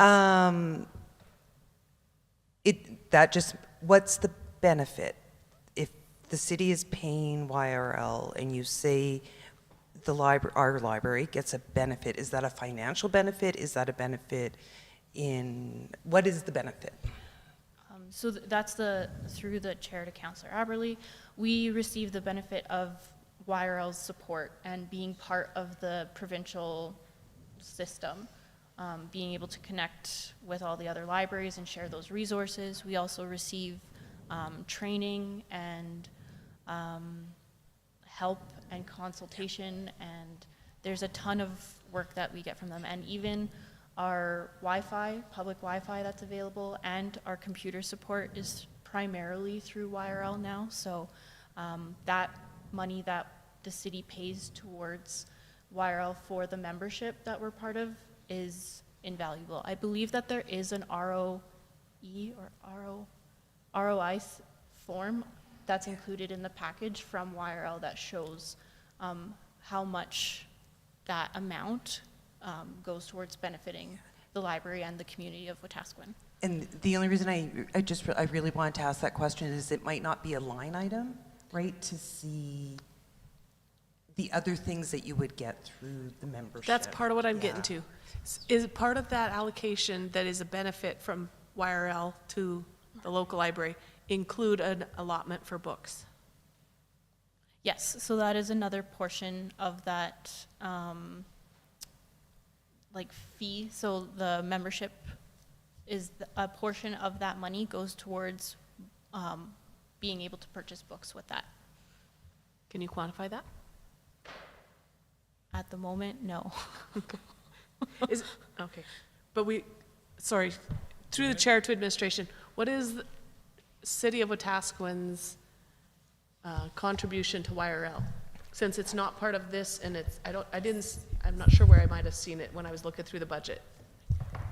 Through the chair to Councillor White, in 2026 we paid $60,000. And it's in that same GL I showed you, non-functional, grants to organizations, the one that city contributions to programs, the same line that has the FCSS and library. And YRL. Yeah, we consider it to be library. Thank you. Through the chair to the library presenters, roughly 60,000 from the city to YRL. Of that, can you give me a rough number of what's the book allotment? Is that half? Is it 10%? Sorry, I honestly don't remember. No, and I'm sorry, looked at I it. should have double checked that, and I can't remember what the percentage is. Okay. I'll double check the ROI and see if it's listed there. Okay. Yes, Laura. So we received 9,237 from the 2024 materials allotment. So that would have been from the 57,000 that the city paid for the membership. And then through the county, we received $3,500. Thank you. Through the chair to our presenters, I'm aware of it because of being on the board, but I'd like to give you an opportunity to speak to the work that's been done in the last year around the state of the policies of the library, specifically around finances and particularly around reserves. Can you give us the current reserve balances and the stipulations that are put in place around reserves?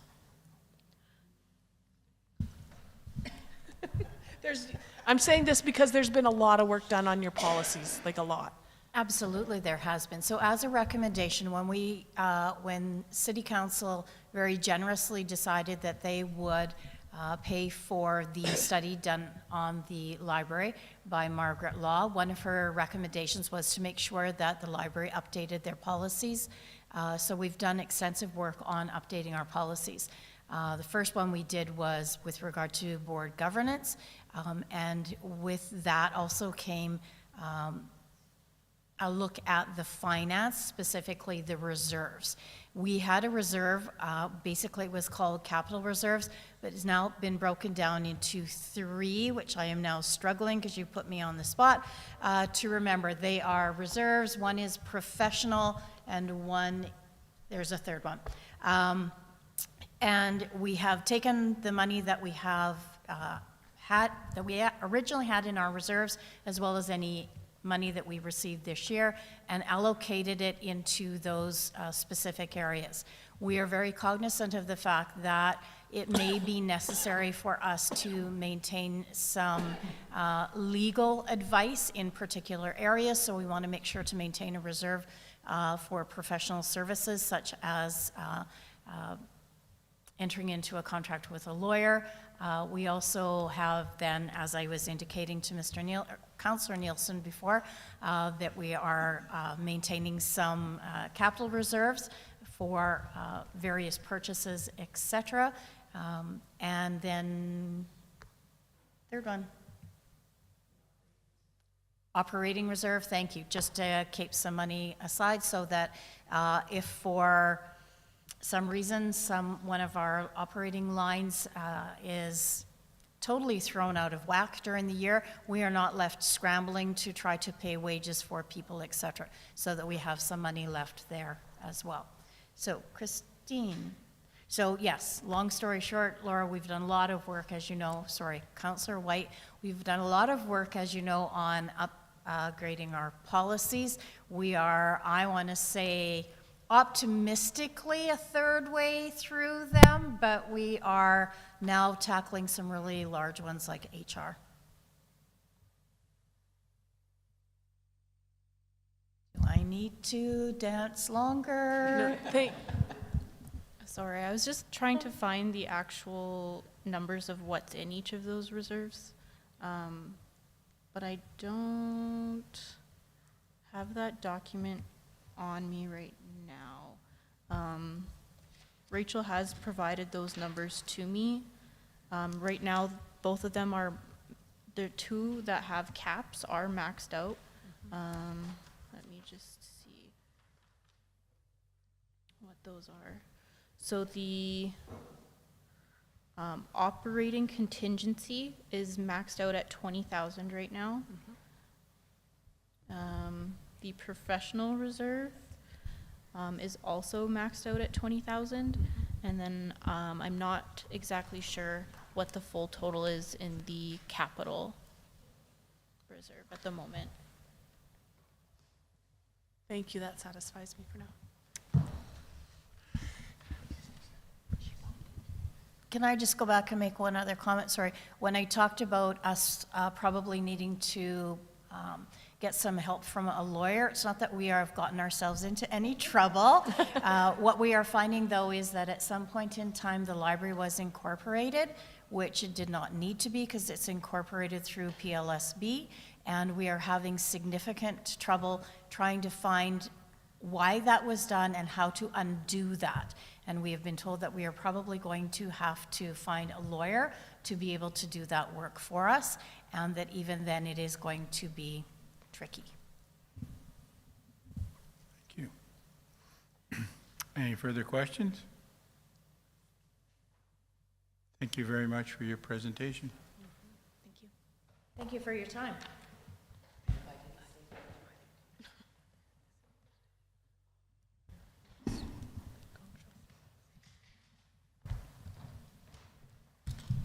Do you guys want to take a 5-minute break? Well, 7.5. Okay. Is that okay, John?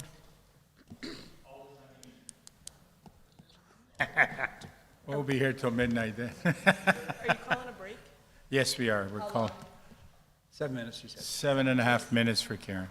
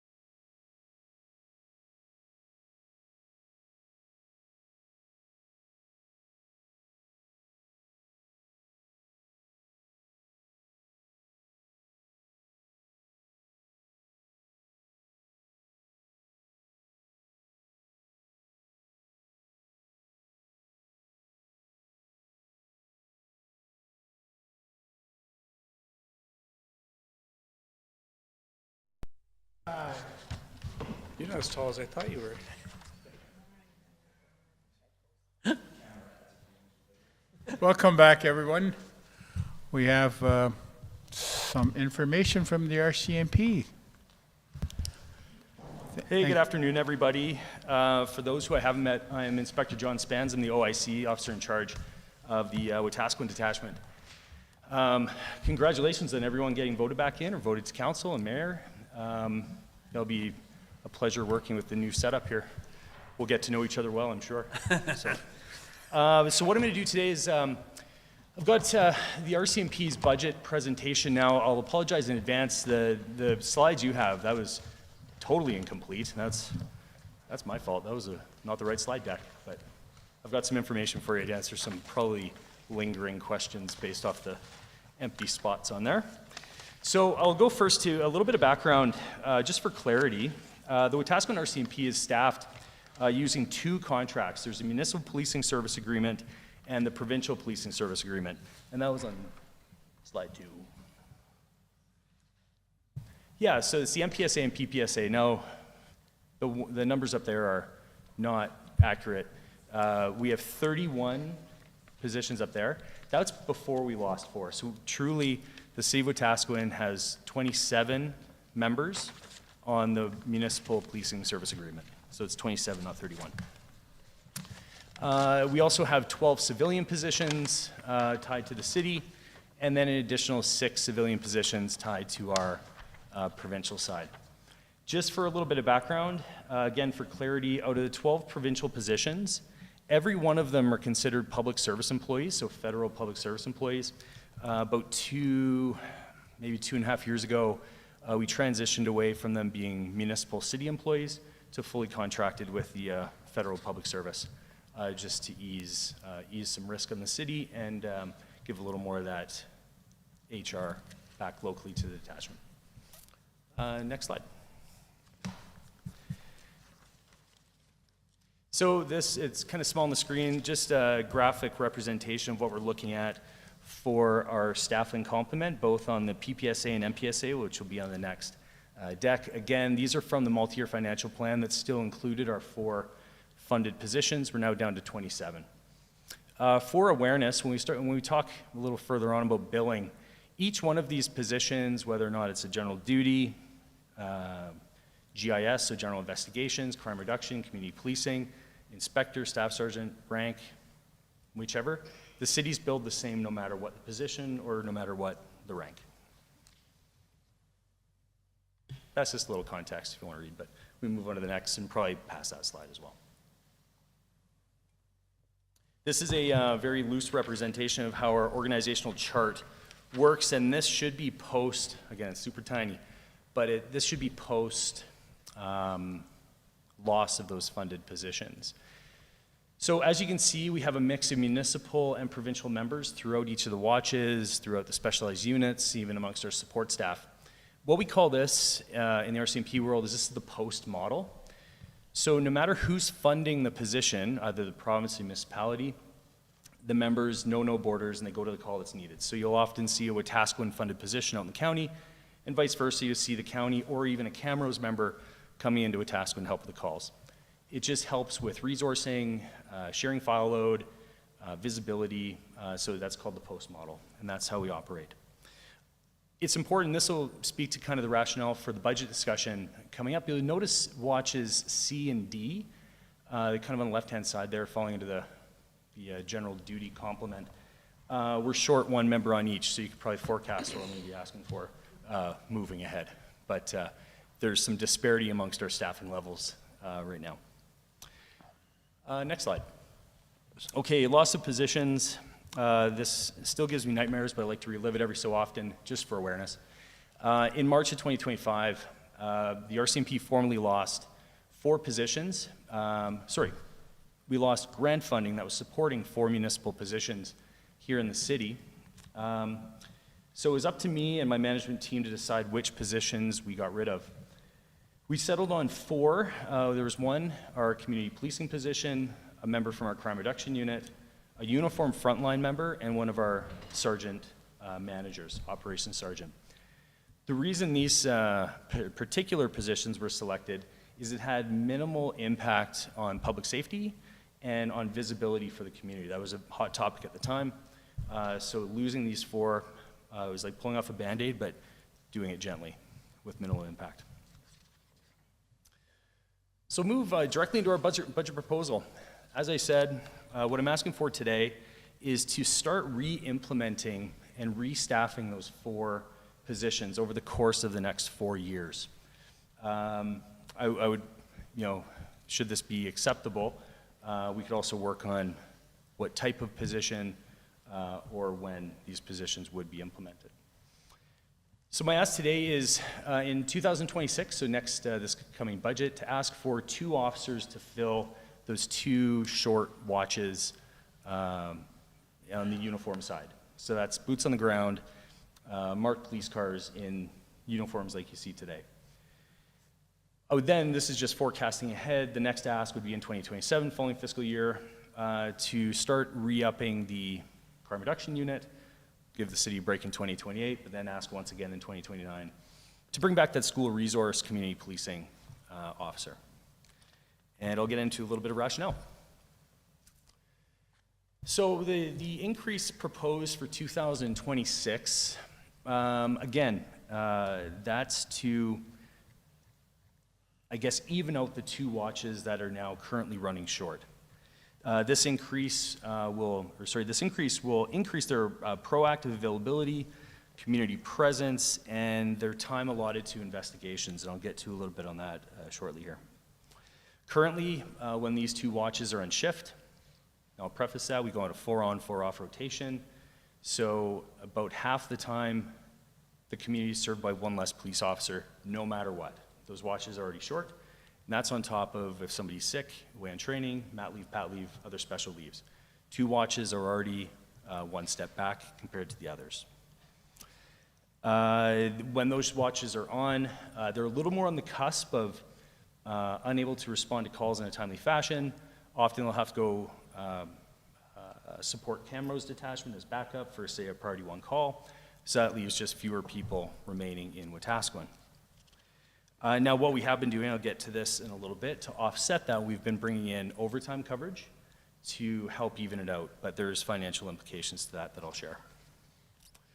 I'll continue with the rationale in the next deck for the uniformed first responders. This was last year, so I guess the one just before that slide. Yeah. Oh, sorry. I added, this is the slide I missed. So in 2024, the detachment conducted what was called a workload analysis through our operational strategy branch. The purpose of the workload analysis was to demonstrate to the province that we cannot lose these positions, the grant funding for the 4 positions.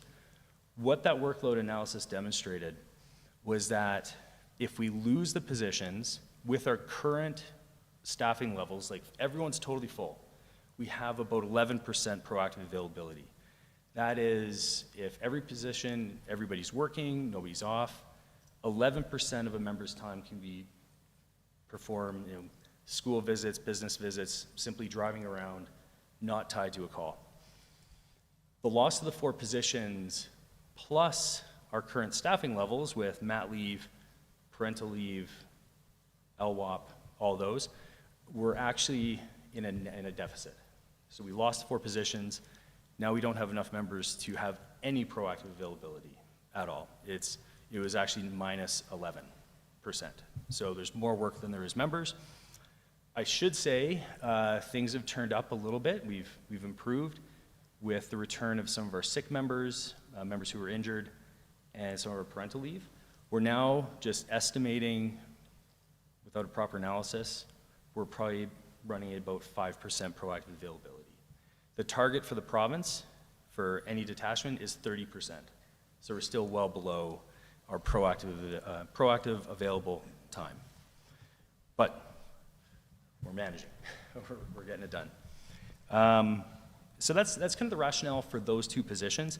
Very briefly, just forecasting ahead, the next one, so starting in 2027, the idea would be to start upping our crime reduction unit. We rely very heavily, as I've presented in the past, we rely very heavily on our crime reduction unit to deal with the the more complex crime. This is our fentanyl trafficking, weapons offenses, gun offenses, stolen vehicles. The plainclothes crime reduction team is highly advanced, highly trained on taking those out. The inclusion or re-implementation of one member just affords them a little more flexibility. They can work on multiple projects at a time, or start taking on some more advanced, say, surveillance techniques, et cetera. As it is right now with our current staffing levels on that unit, and they're fully staffed, it's kind of one project at a time.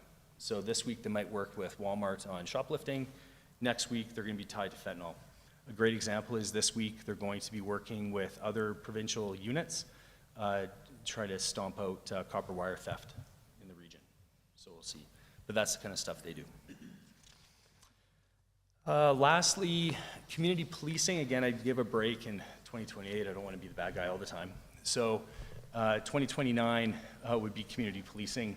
That's where our members are in schools doing the community barbecue, working with FCSS, VTRA, so that's the violent crime risk assessment at the schools. It's that kind of stuff. We lost one of those positions with the grant funding, so our current member, Corey Schultz, he's definitely maxed out with everything you could possibly do. Bringing in another municipal member would be huge, but we'll discuss in 2029, probably 2028 for that discussion. So probably the biggest piece of this presentation I left out of the PowerPoint, apologies, is how much this will cost. Kind of important today, I would imagine. So the anticipated annual cost, and this is based on the 2025 rate for one officer,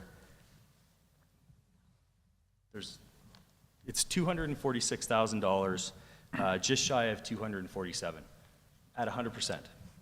So because the city of Wetaskiwin is fewer than 15,000 people, the federal government gives a 30% rebate.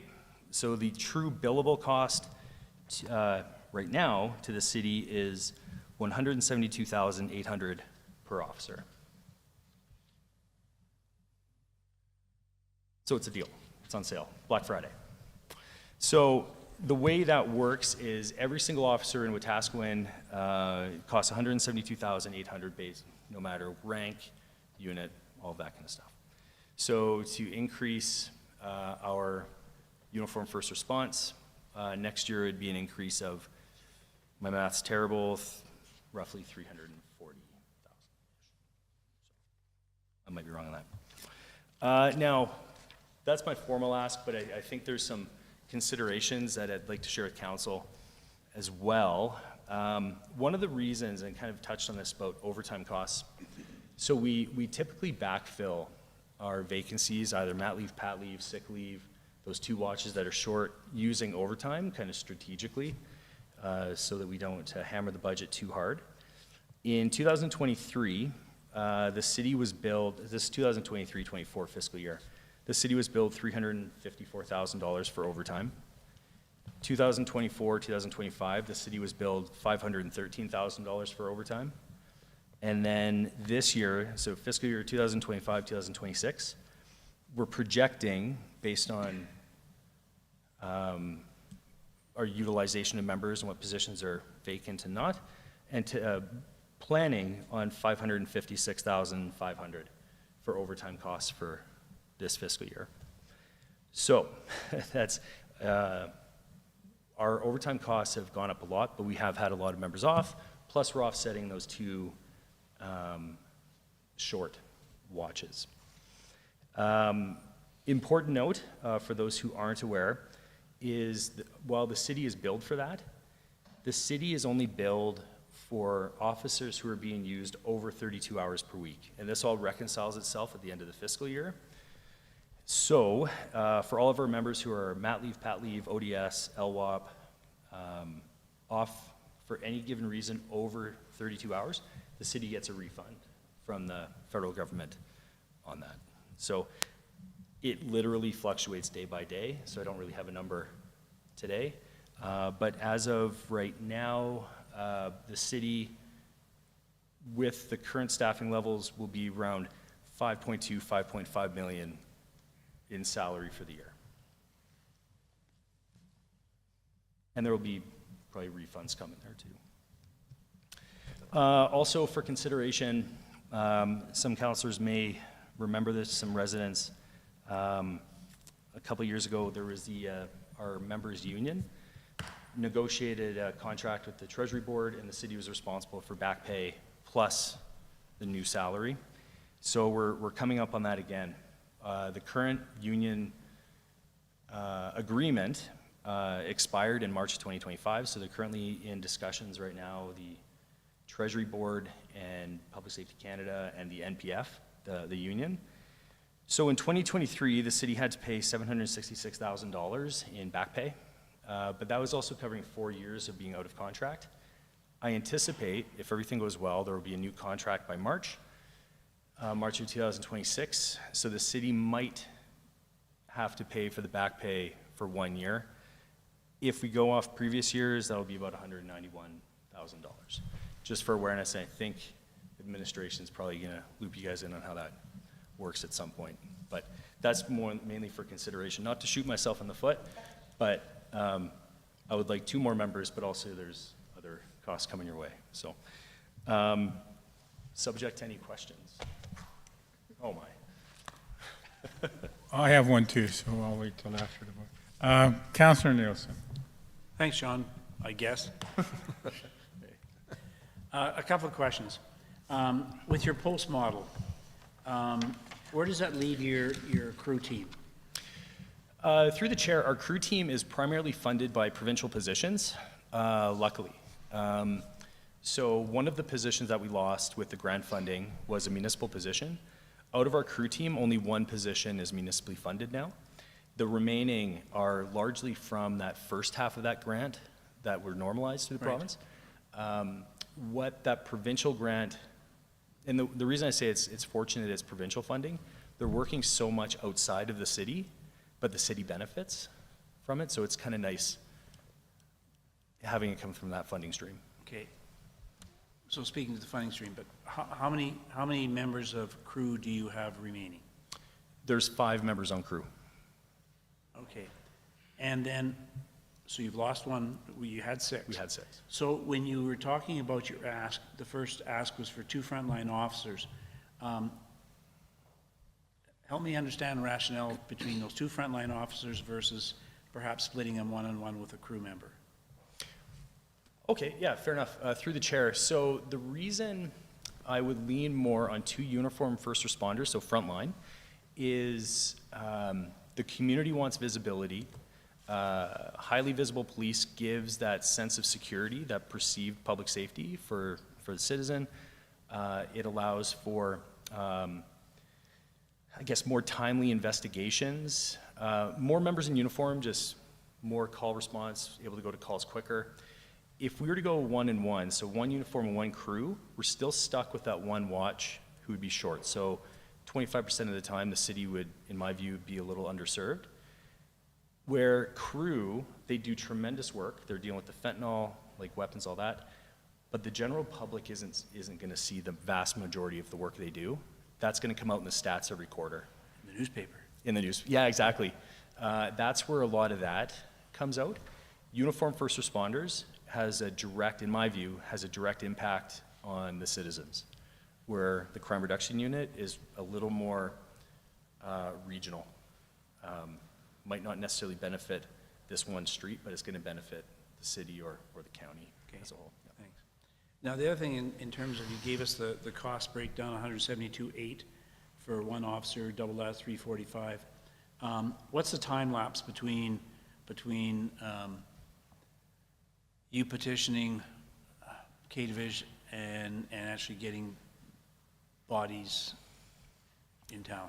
Through the chair, that's a great question. So the way it would work is if City Council provides me a letter and says we've approved 2 new positions, it's called a call-up, we would call up those 2 positions immediately. So they're on our org chart. In terms of staffing those positions, we have a lineup of members waiting to come to Wetaskiwin right now. On paper, we're full. We're actually surplus 3 members at the moment.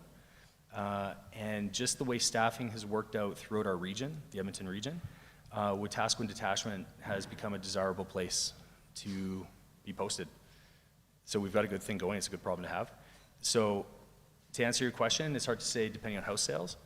I would venture to say we'd have a position, one new position filled in 2 to 3 months after it's approved, depending if the member Right. sells their house. And so the actual cost to us would not be 172.8, because if they miss the first quarter of the year, it reduces the real ask significantly. 100%. Right. Yes. You also commented on if the officer's off over 32 hours, the city gets a rebate and are not charged. So is that per incident? So for example, I guess I'm leading to Joe's off for 32 hours this week, they're going to get a rebate. Now Joe's off 24 hours next week. Is that cumulative? Or do we pay for those 24 hours that he's not here, but he hasn't gone over the 32 hours? Through the chair, I'll explain a little bit better, actually. Now that you explained that, I don't think I explained it well enough. So if a member just takes a week off sick, they're off sick. Everyone gets billed the same. If a member is off sick over 30 days, so say they've torn their ACL and they're off for 9 months. Once that first 30 days passes, the city no longer pays for that position until they're back at a minimum of 32 hours. So what we'll often see is members will be off for an extended period of time, either for injury or stress leave, whichever. They'll be off, and then when they come back, they don't come back right to 40 hours per week. They come back on a graduated return to work program.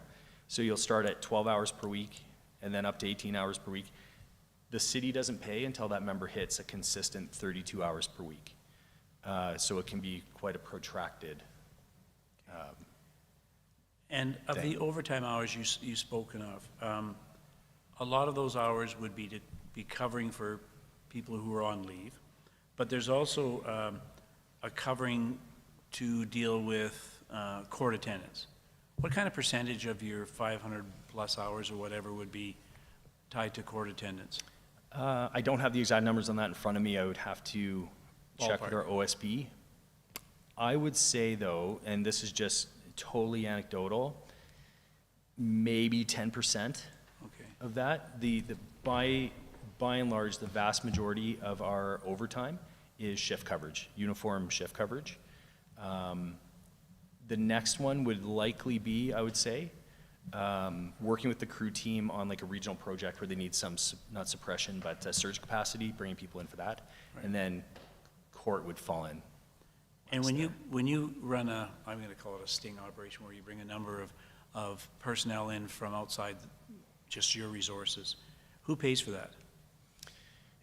Through the chair, it depends on where the project is taking place. If it's within the city, we'll put it on the city collator, so the city cost center. But stuff like this copper wire project will be on our provincial, the PPSA contract. And what discerns the difference between where it's billed to? Where the event's taking place. So the board, like the city border, is kind of the hard corporate. Okay. Yeah. I should say too, I just want to throw in a piece just for information. So the RCMP overall, not just my detachment, has been very conscious on our budget this year because our provincial funding,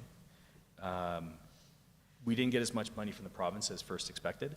So the RCMP for the last 2 years has been working in a bit of a deficit, so we're trying to square that away. So all of us commanders have been given direction to reduce our budget as much as possible, which means keeping a mindful eye on overtime, no matter the cost center, if it's provincial or municipal, being smart with equipment purchases and all that. So even with the amount of overtime we've brought in Wetaskiwin on the municipal contract, halfway through our fiscal year, so our P6, we are still trending at about 47% spent.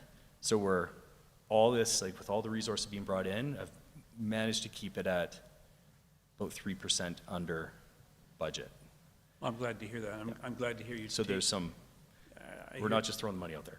Yeah, well, I'm glad to hear that you're looking after the purse strings. I'd be really concerned if you stepped in and said, we're not paying any attention to that at all, but. There are some.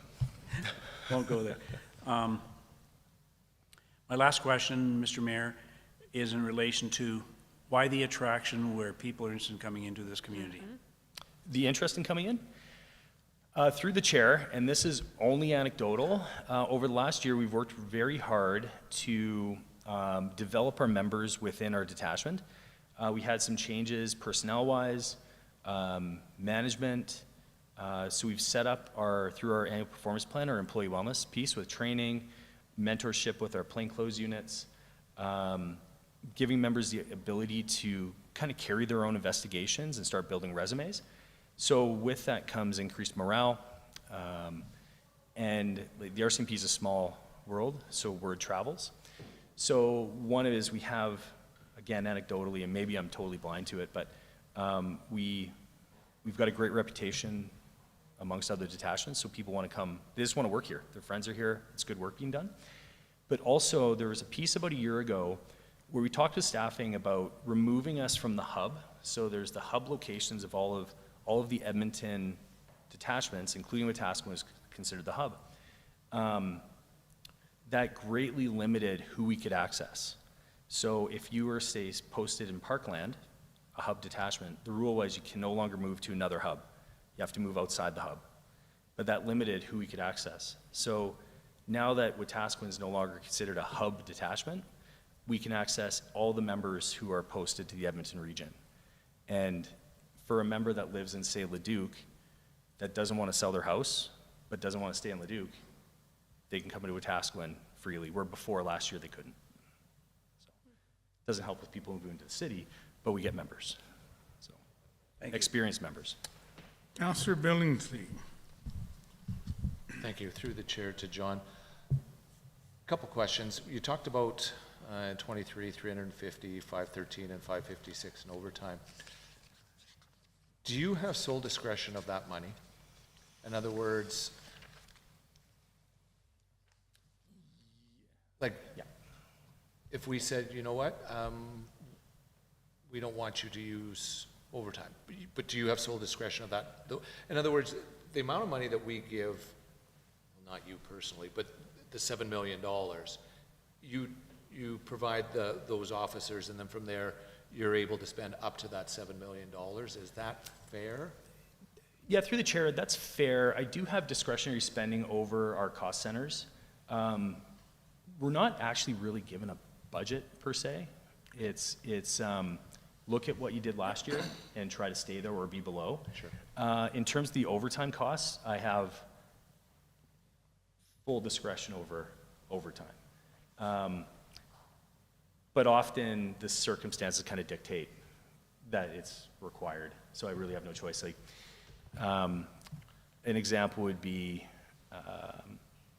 about a month ago, we were pretty dire because everyone was stricken, I guess. So there were some shifts where we had one substantive Wetaskiwin member and 3 overtime members. So I no guess decision needed there. Yeah, I'll follow that up then. I guess this might be through to administration then. So what happens if we have $7 million that we allot to the RCMP, but for whatever reason, officers are only using $6.5 million of that, and only $400,000 in overtime? And where would that $100,000 go if you didn't use it all? The unspent, it's my understanding through the chair, it gets refunded to the city. Yeah, through the chair to Councillor Billingsley, it goes into the RCMP reserve, any excess funding from that. Excellent. And you explained that.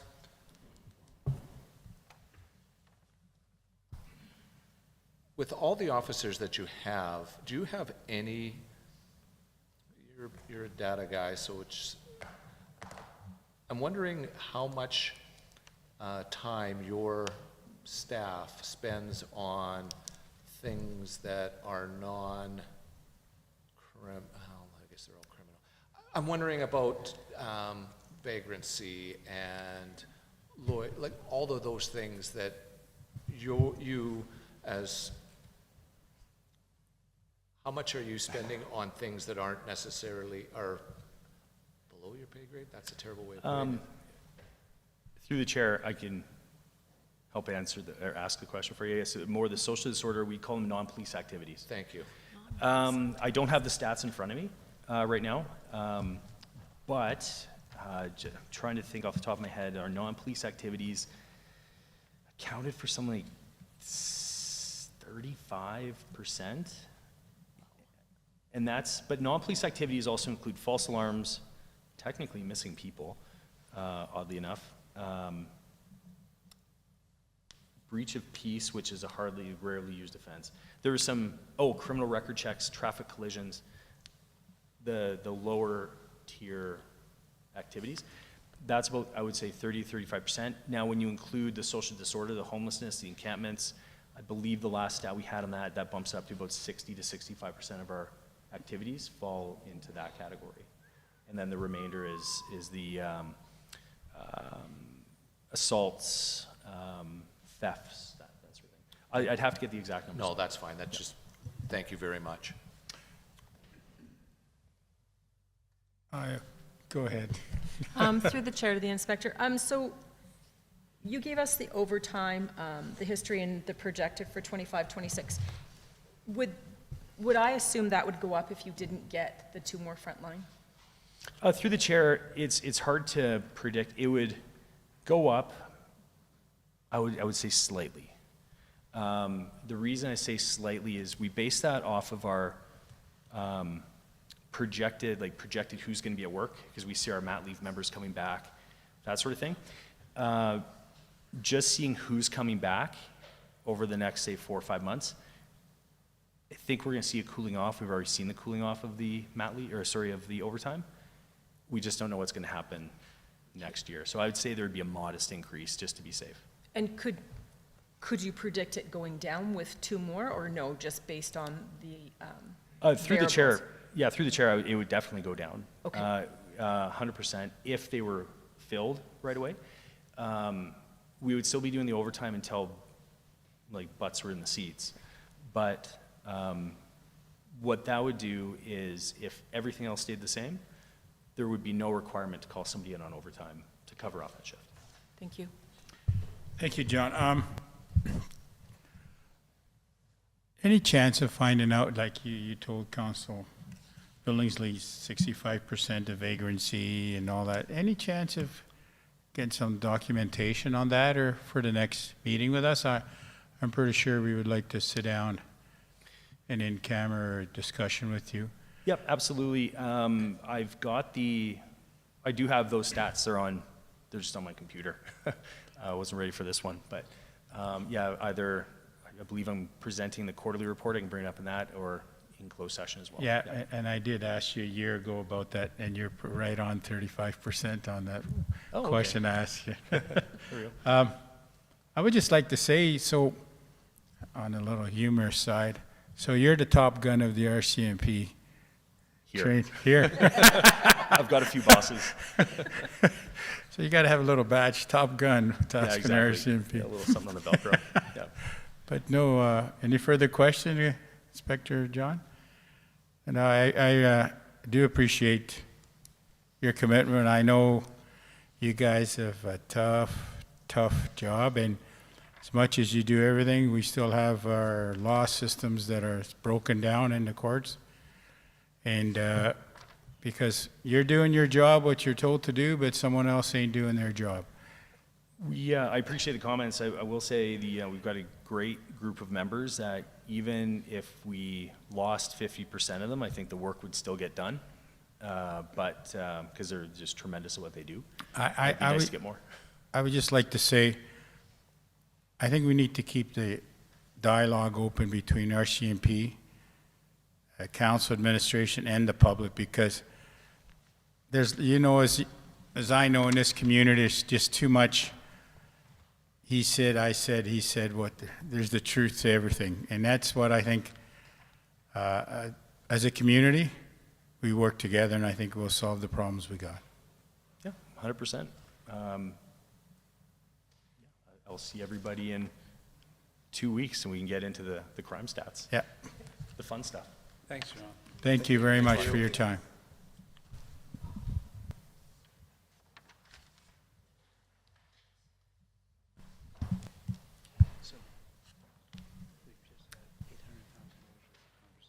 I'll need a motion for acceptance. Nope. That's as information.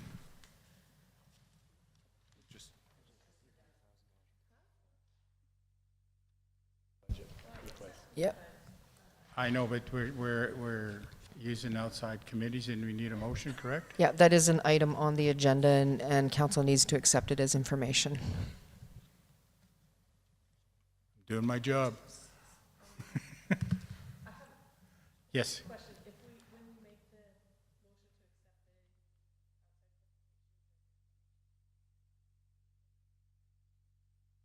We're just using it as information. We'll be debating it in budget. Not on this. It's just outside agency because we didn't debate the other ones. They're not here. Yeah, through the chair to Councillor White, so we just get them to present, you accept it as information, and then as we continue through the budget, there is going to be, for example, the RCMP, because there's other budgets in that, so Kevin's going to go back into his, and there will be an opportunity to do that, and then I think at any point throughout the budget process, if any one of you wants to bring up anything that any of the outside agencies did, you throw it out, just like we did earlier, to see if you have 3 friends and it gets added to the discussion. You're welcome. So can I have a motion?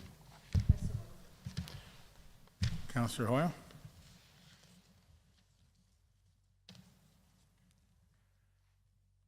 Move that we see this as information. All those in favor? Carried. Thank you. So we'll go back to deliberation of the agenda, of the budget.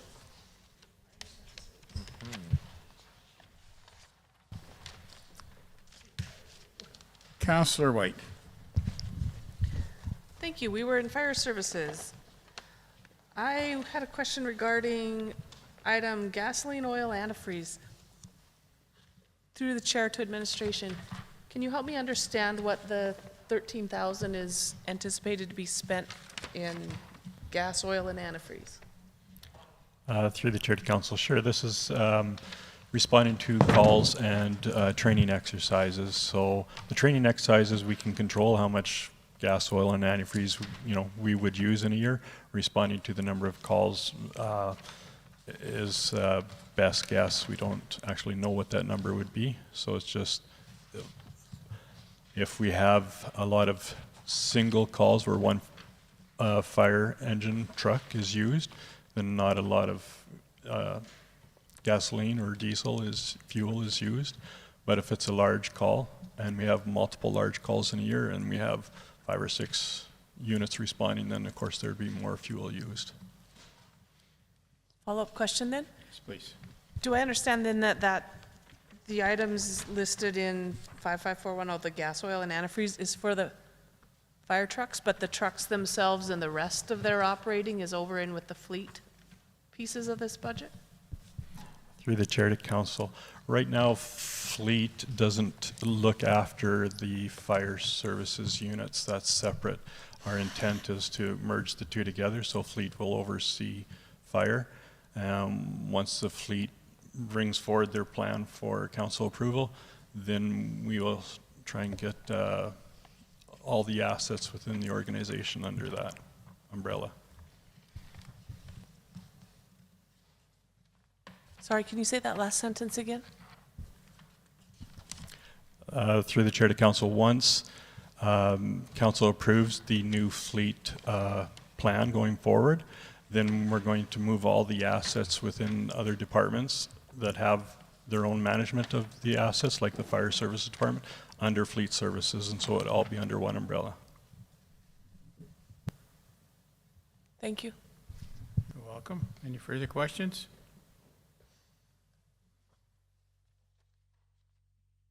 All right. If there's no further questions, we'll move on to enforcement services. Enforcement services, their continued goals for 2026 will be to continue to focus on enforcement, community involvement and education, crime prevention and partnerships, and emergency response and assistance. They have a total net budget of approximately $442,000. This is a decrease over the 2025 budget, which was $489,000. This is due to a number of factors, including the salary. So it's a bunch of things. Some things went up, some things went down. It was salary increases of additional officers in 2025, a reduction in court fine projections, an increase in animal control expenses, which we talked about in OBCs. The decreases are software consolidation within ITIS, and then again, a thorough review of all GL accounts to align with multi-year averages. This department does have revenue from tickets, fine, and provincial grants, representing approximately $620,000. Any questions within enforcement services? Councillor Billingsley. Thank you. Within bylaw, if I look at revenues from nuisance properties, in 2025 we budgeted 10,000. We brought in over 20. Where did the 18,000 projection come from, or just short of 19,000? Is there a reason why we went lower than we've already brought in after 3/4 of the year, as far as projected revenue? Through the chair to council, can you provide me with what? Sure can. It's costing center 245, 44,310. Very bottom of the page, if you're on level 3. It's bylaw services, nuisance properties.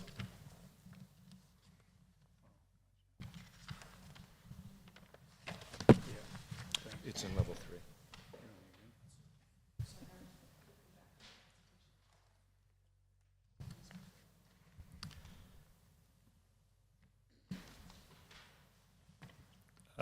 Through the chair to council, this is a cost recovery account, and it's based on the number of calls.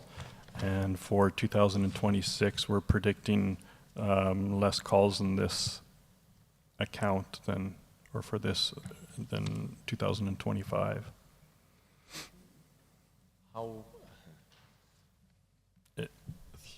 What assumption are you making that there'll be less?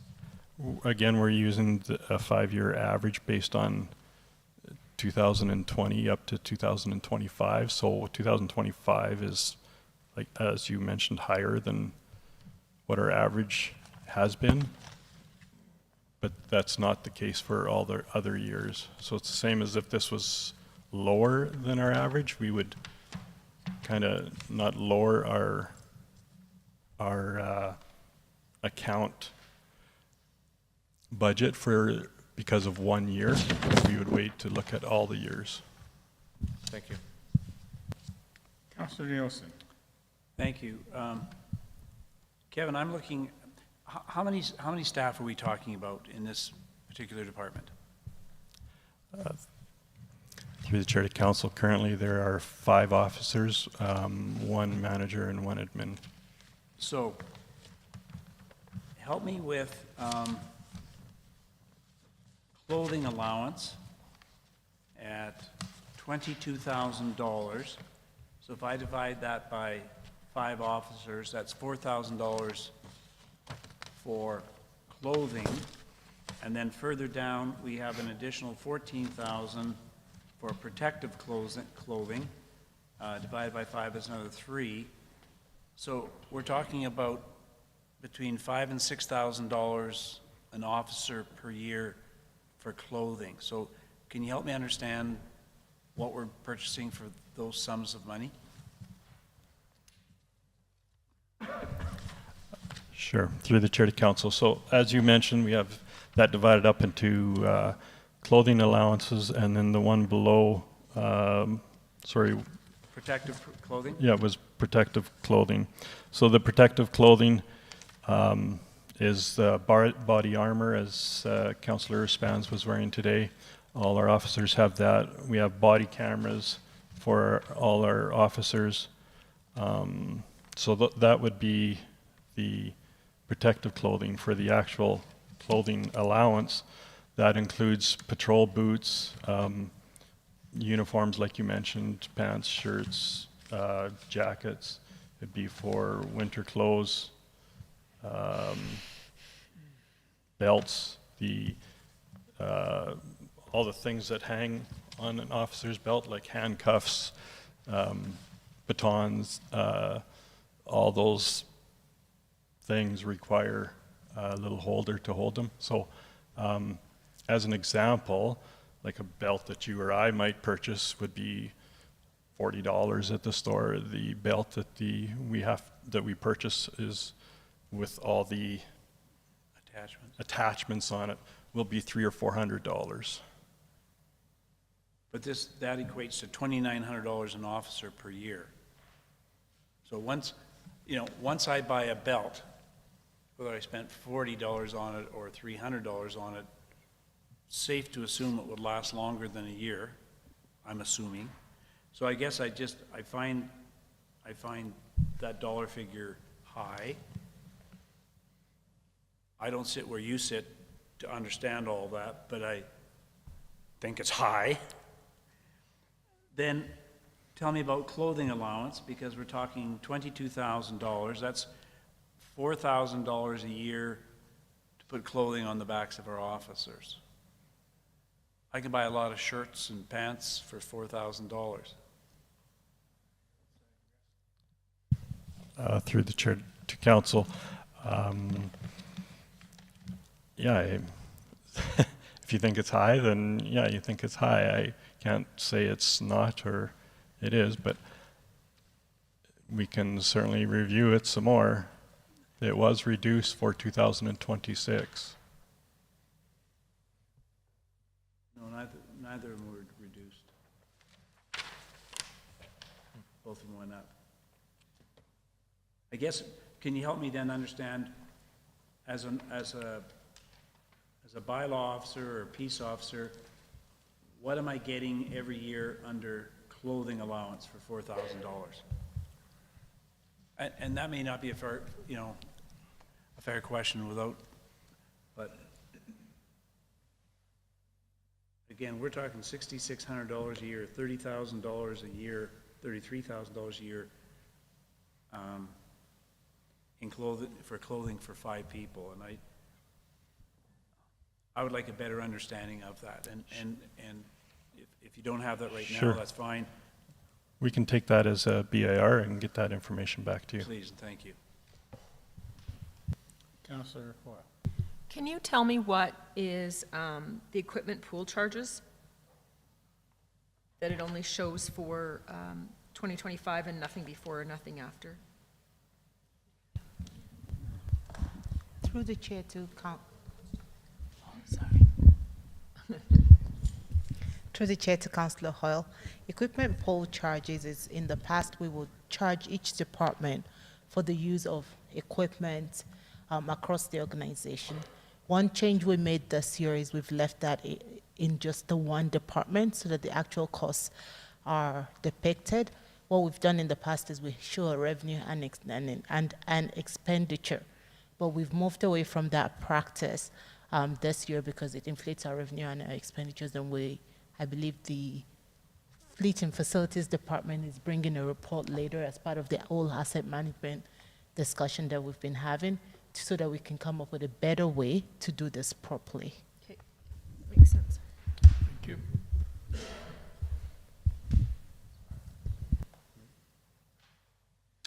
On sorry, Kevin, clothing allowance, does that mean each constable or CPO every year gets clarification? Does he get that amount of money, whether he needs it or not, to replace his clothes, or is he based on receipts that he purchased that and he gets that?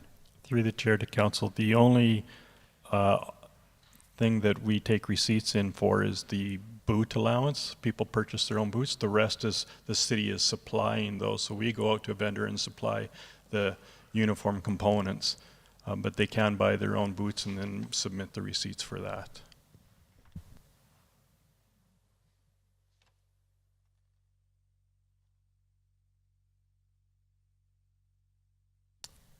Councillor Aberline. Thank you, Mayor Bronco. I've been quiet in understanding. I've been quiet because I'm not comfortable asking questions because I'm not comfortable understanding, or I don't think that I have the answers to what the price of costing for uniforms and how often people would use their, I think in my job I can wear the same pair of pants, if washing it all year long. But my work is not, do you see what I'm saying? I know nobody really sees what I'm saying.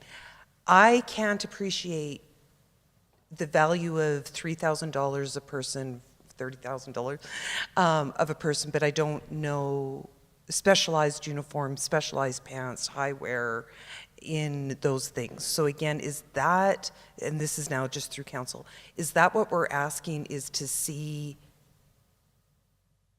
why it costs this much so we can better decide on that number? And I'm not trying to quash information that we feel we need, but I'm concerned that we need to make sure we're asking what we mean to ask and how it's related to the budget. So if we're not happy, and I don't even think happy is the word, if we see a number and we think, is there a cost reduction, is there a potential cost reduction here? Why is it costing this much more, so I can understand why it costs that, versus I'm scared that we are going to be here until 2029. Does that make sense? I'll answer your question. It's a good question because I'm looking at that same thing and I'm going, over the next 4 years, we're spending almost $100,000. If you were to budget for the next 3 years, 46,000 or 40,000. I'm looking at the right one. Let me get that one. No. Yeah, so you're asking the right questions. I think we're allowing a lot of money and we want to know why. I'm sorry. Okay, then. Okay. I think what Karen's saying is exactly opposite of that. I agree.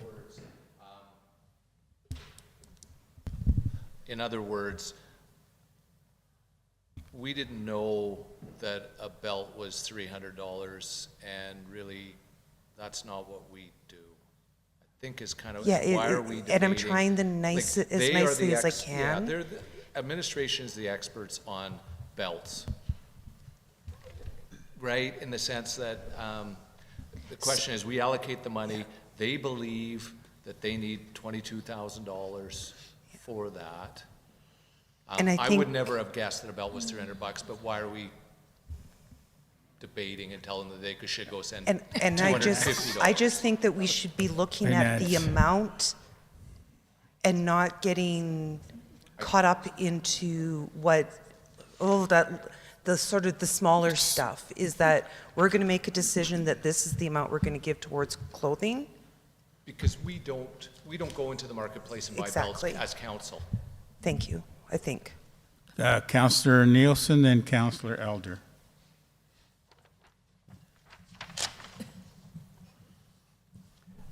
That being the case,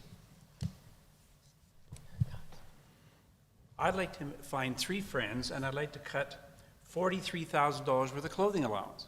And everybody goes, oh, how can you do that?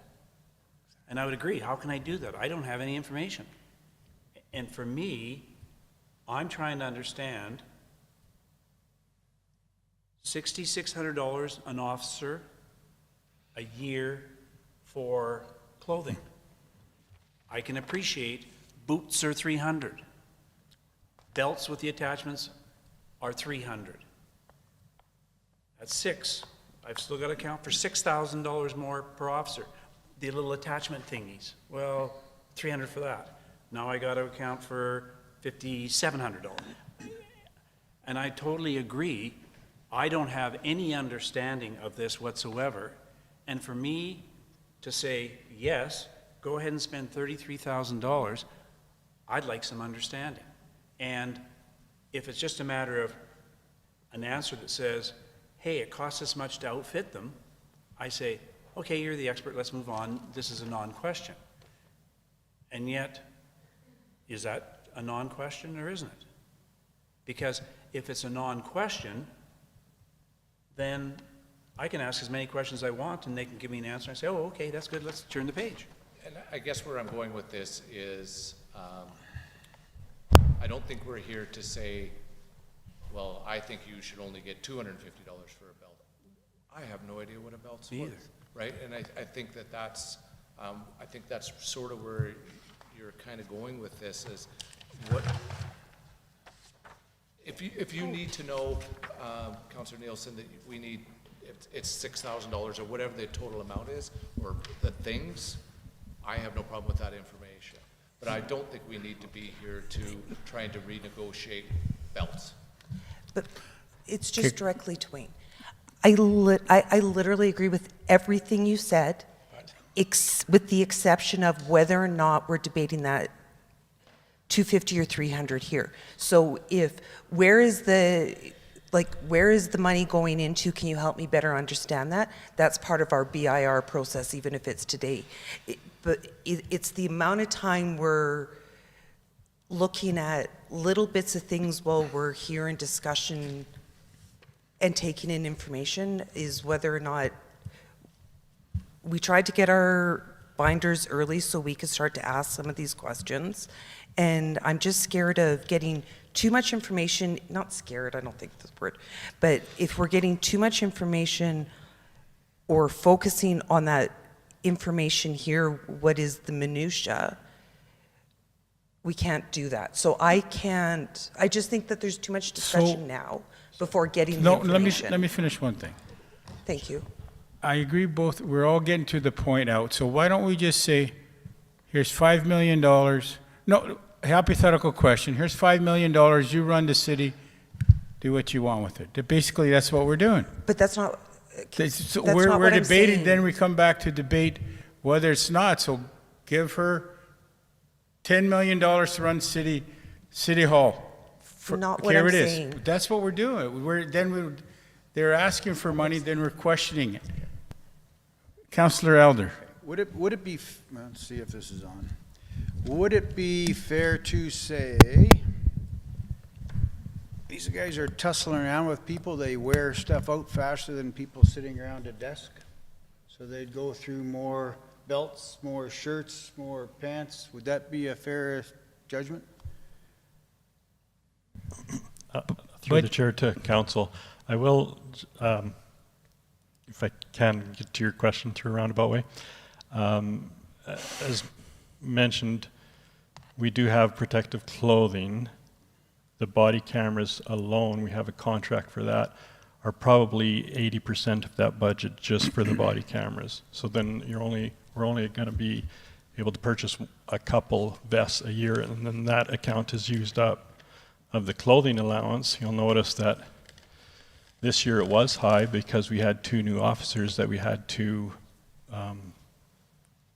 get uniformed, and 2026 going forward, that amount is $6,000 per year, not 19 or 20,000 that it was this year. So we anticipate then going forward, you're only looking at $6,000 divided by 5 officers. And that includes all the things we talked about. So it's not, the debate isn't around 20,000 or 30,000, it's 6,000, just as it go forward. But on your behalf and everybody's behalf, we keep nickel and dime. You're coming to us, you want $10,000 for a protective service. Maybe we should be saying this, we're going to give you $8,000, you look after it. But here now, you're telling us you want $10,000, and we're asking you for every penny of that $10,000. So we have to decide what we're going to do here, guys. But I think that's the very question that Councillor Aberley was putting forward. And with all due respect, with the answer I just got now, that 80% of this is tied up in cameras, I will withdraw my request for information because my question's been answered, is where the money's going. And I'm satisfied with the response I got, that 80% of this isn't, they're buying 77 pairs of pants and 22 boots. It's 80% of this is going to cameras, part of the equipment. And I'll disagree. I'm perfectly happy Now I'm with it. disagreeing with you because there is an item there for cameras. That we have body cameras, is body cameras part of clothing? And this is what we're getting into. Is body cameras part of clothing or isn't it? We have body cameras allowed. Where's it saying body cameras? Well, it's somewhere. Is that under equipment? Pretty sure I saw it. But is body camera a piece of equipment that's not replaced every year? I'm saying, where is the, say that, where do you see that? I don't see Like body cameras somewhere anywhere else. here. Maybe it's the RCMP, but they have, but we have body cameras Yeah, that we allow. They had one. Through the chair to council, when I said 80% is taken up by body cameras, that's in protective clothing. So if you still want a BIR for the $6,000 going forward for each year for clothing allowance, we can certainly provide that. That's not an issue. Because we're only answering one half of your questions. So Councillor Kevin, Hoya. the 80% is only coming out of protective clothing. We still have a clothing allowance projection of $22,520 per officer, which is $4,500 a year. That's what you're talking about? Through the chair to council, the GL code protective clothing, that's, most of that is for body cameras. The remainder is for the ballistic vests. And then the other clothing allowance, 51440, which is the 22,520, the projection, that's for other clothing. Boots, pants, shirts, hats. Through the chair to council, that is correct. And this year was considerably higher because we had to outfit 2 additional officers. But next year and going forward, it's considerably lower because now they're uniform. So the turnover for uniform components will be a lot less each year. But my confusion is it's not lower. Marked the same.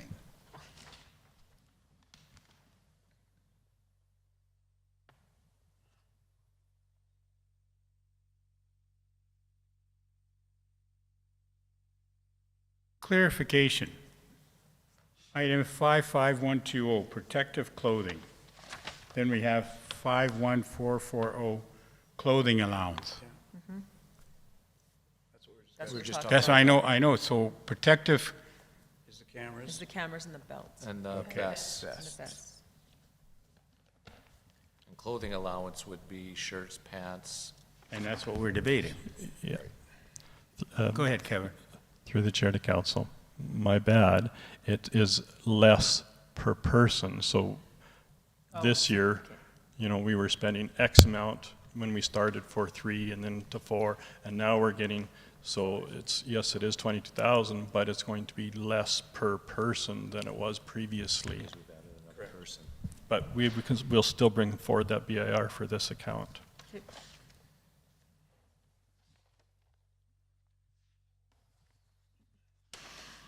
Everyone clear? No.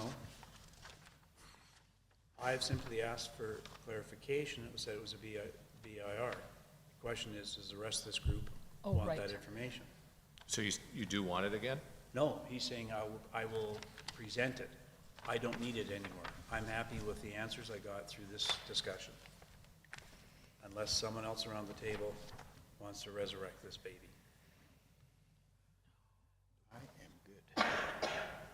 Anybody? Or are we good? I'm good. Yes, Laura, Councillor Laura White, sorry.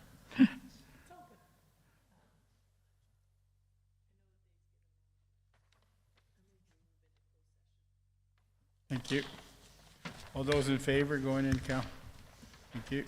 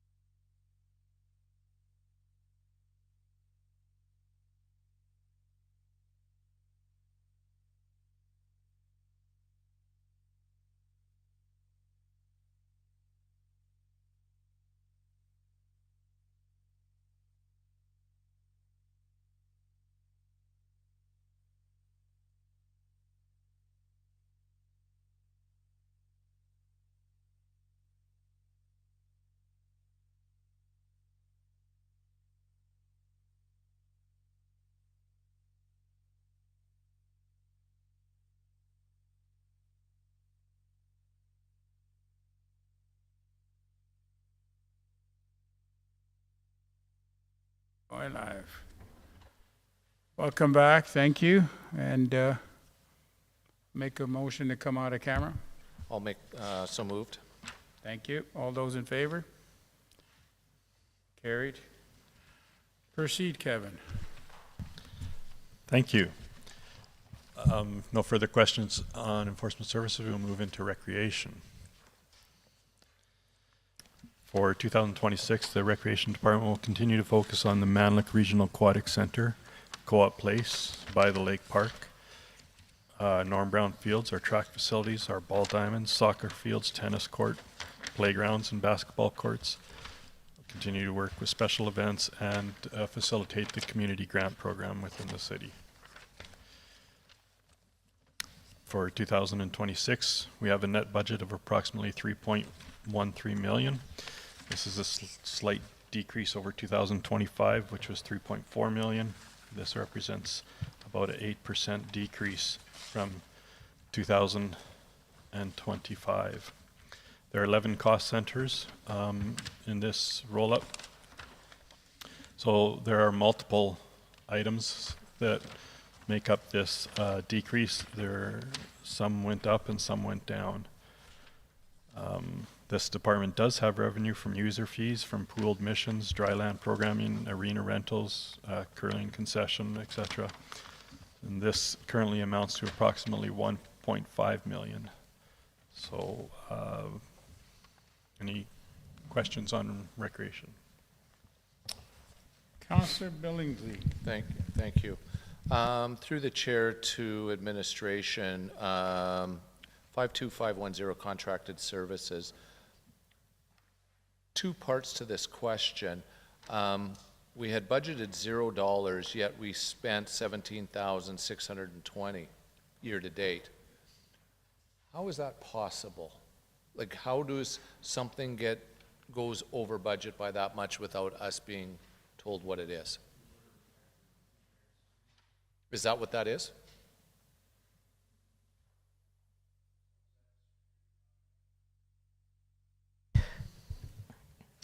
Yes, Sue. Is it the mural? Oh, we're just going to double check, but we believe that's the mural project. The which? I'm sorry. The mural project? Mural? Painting on the Yeah, wall. no, I get that. So then we're, what? I'm sorry. We'll talk later. That was aggressive.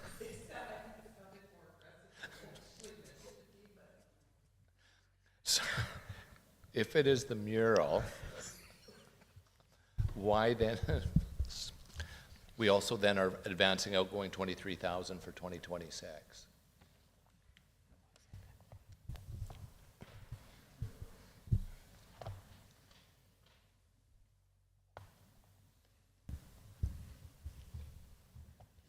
I don't know.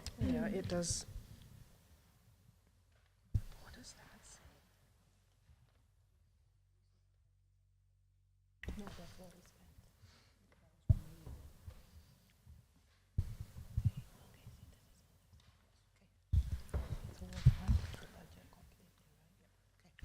Through the chair to Councillor Billingsley, to date we've paid $17,620 for the mural project. You'll see in transfer from reserves in the top that there's $14,620 in there. We still have about $14,000 in reserves for this project, so we will fund it fully before the end of the year. By fund it fully, that would mean we would credit the revenue to the exact amount spent this year and decrease the balance in reserves. So the 23,000 is because the project is not 100% completed, and we will be paying off the rest of that mural in 2026. Is that fair to say? Through the chair to council, there's funds being held back to the artist because it hasn't been completed. They have to do some touch-ups. Okay, thank you. One last question. On the revenue side, the assumptions, are they based on average? We talked earlier about 3-year average as far as revenues and things like that. Is that what was done here as far as assumptions on revenue? Oh, I'm sorry. 44,810 is the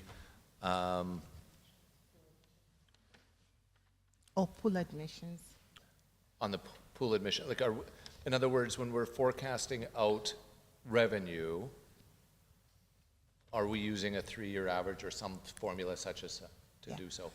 Yeah, through the chair to Councillor Billingsley, yes, we checked for reasonability as well. So you'll see that it's trending high to show that the usage is higher. So we go back 3 years, look at the average, and if current year we see the trend that it's going up, then we forecast that in, as opposed to reducing the revenue just for average sakes alone. Thank you. Thank you.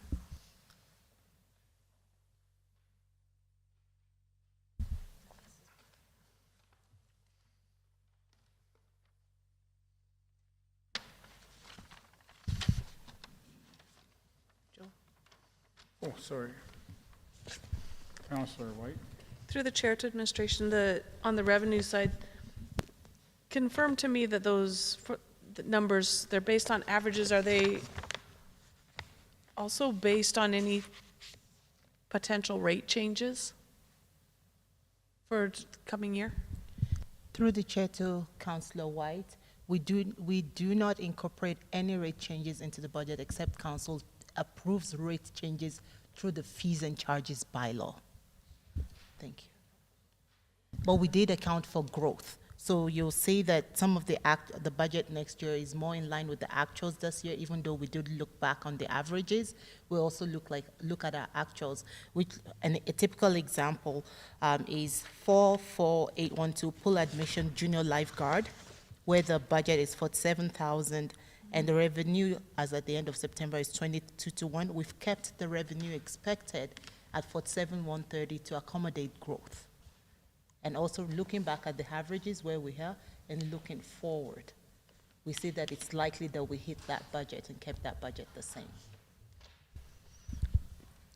Okay, follow-up question, just because I don't know the system yet. When are we as council apt to change rates and fees by law?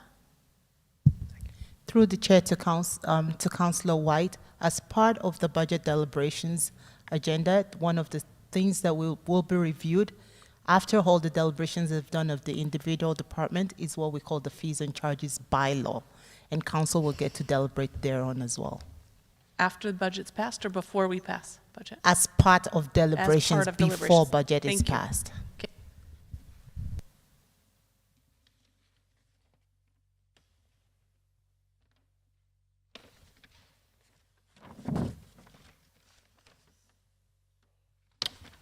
Oh, sorry. Councillor Nielsen?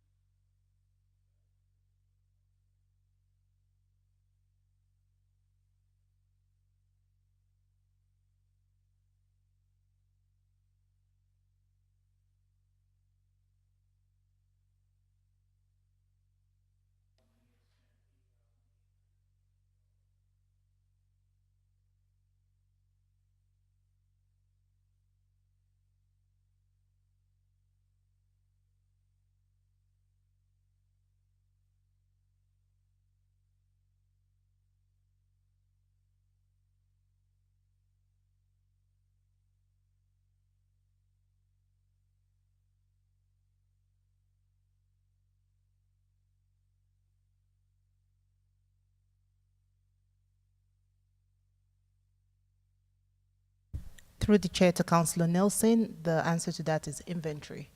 So inventory. So it rolls from one year to the next, so you only refill when it's depleted. So if we only budget 9,000, it means that we could get to a point in the year where we have to halt the sale of items, but it carries forward. So when it depletes, it's refilled, and it rolls from one year to the next.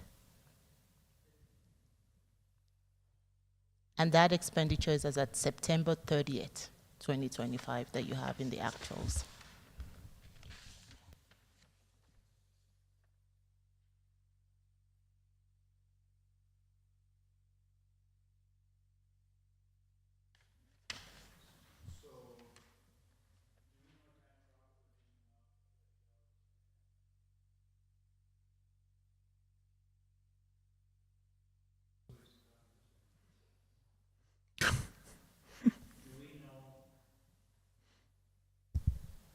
Do we know what kind of profit we're making off of every dollar we're expending on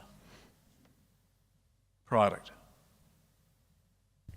I guess I'm questioning the amount of inventory that we need to carry to make $35,000.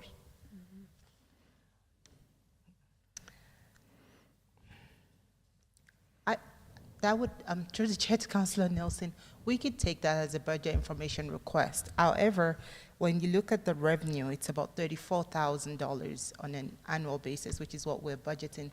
Over the last few years, our actual expenditure has been closer to $20,000 per annum, which means that we make about $10,000 approximately, so $8,000 to $10,000. But if you'd like us to give you more details via BIR, we could do that too. Okay, thank you. Councillor White? I think I'm struggling with the same numbers, but please correct me if I have misunderstood this. I perceive that we're spending about 10,000, in 2025, we'll spend roughly 10,000 in vending supplies and we'll bring in 30,000 in sales, so kind of a 3-to-1 ratio. Is that, have I seen?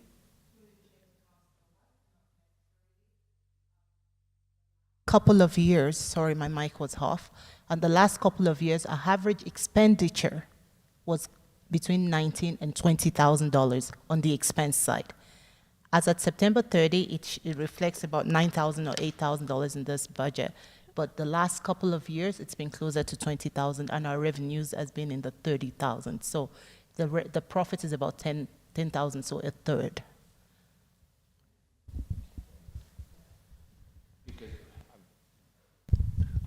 It all depends on how much inventory you have at time of reporting, right? Whether in 2024 you had a large amount of inventory or a smaller will dictate what your margin or the profit, because that is still a fixed cost. So, but by the sounds of it, on average, we're making about 10K. To the chair, to Councillor Billingsley, that is correct.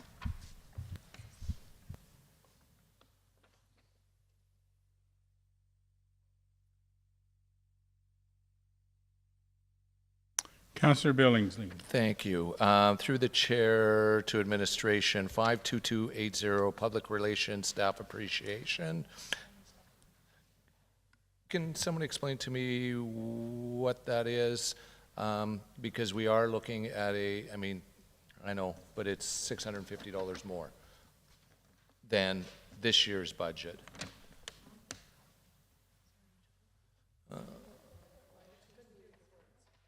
52280. 52280, public relations and staff appreciation. 1650 was 2025. We're looking for 2300. Is there something more that we have planned?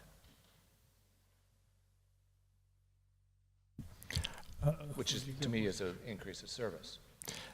Through the chair to council, this particular GL account includes team building activities and supplies. It includes, like you said, staff recognition, perhaps a t-shirt or fanny packs for their job, things like that.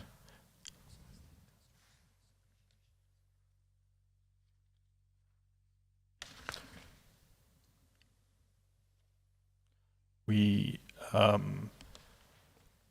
like last year during the Manlick anniversary, we gave out prizes as well. So it could include hoodies that we give as prizes. That would be part of public relations. Okay.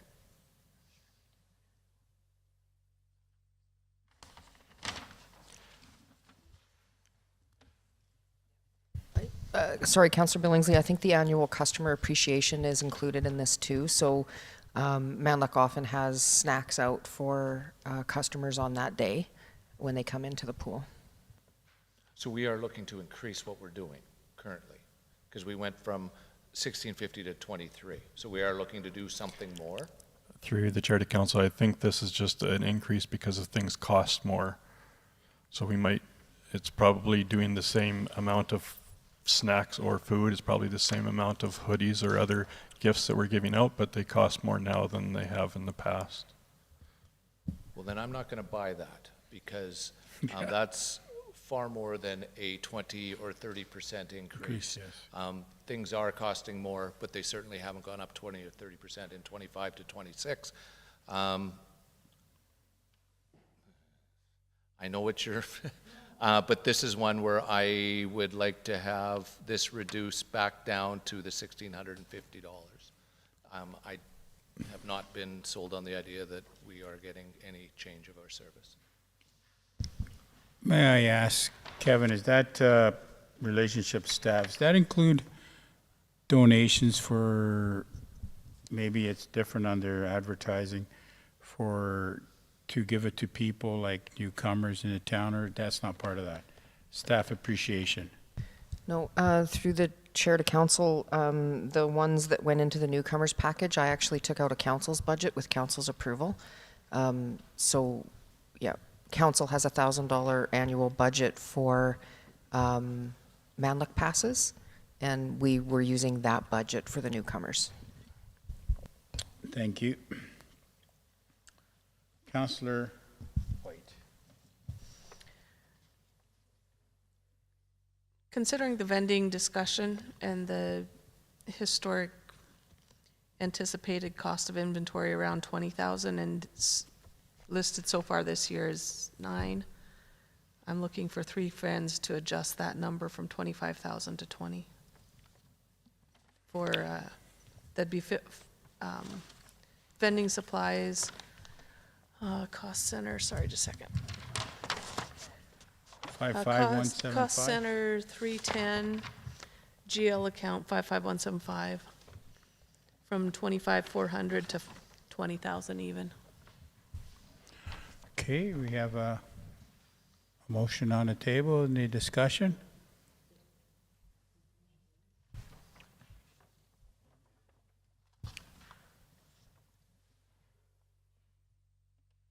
Which line item? Just 2 down from where you were. 4 down From 2,500? from where you were. 25,000. From 24.5 to 20,000. And they just told us that Yeah. we only spent 10 so far, but it's usually 20-ish, and now they're asking 25. Can I speak to that? Yes. Yeah. Yes, I do, actually. Oh, sorry. Okay, sorry. Okay.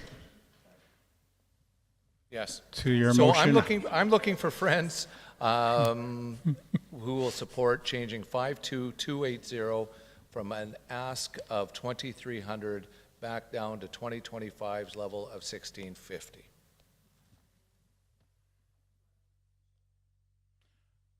Debate? Anybody agree, disagree? Oh, well.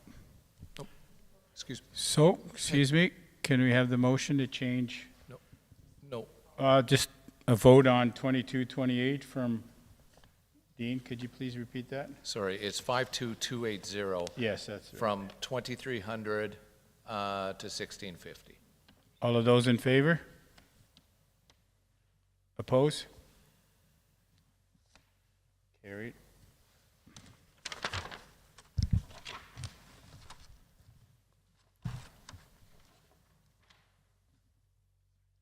Now, the second Now can I motion make on the mine? floor, Okay. Councillor White. Now I'd like to propose finding some friends to adjust the vending supplies expense for 26. So Oh. that's, No, 24.5. yeah. Cost center 310, GL count 55175, Oh, I'm from sorry. 25,400 to 20,000 even. Yes. Because we were told they're spending around 20K. 55175. Yeah. Any debate? Councillor Billingsley. Thank you. I don't know if I have enough information, because it all depends on what the inventory levels were of previous and currently to be able to make that adjustment. For all we know, there could be very little inventory left, or there could be, without that piece of information, I'm a little worried about making that assumption. Okay, thank you. Councillor Nielsen.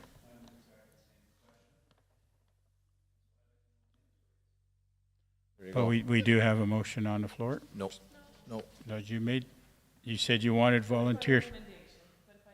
Oh. Well,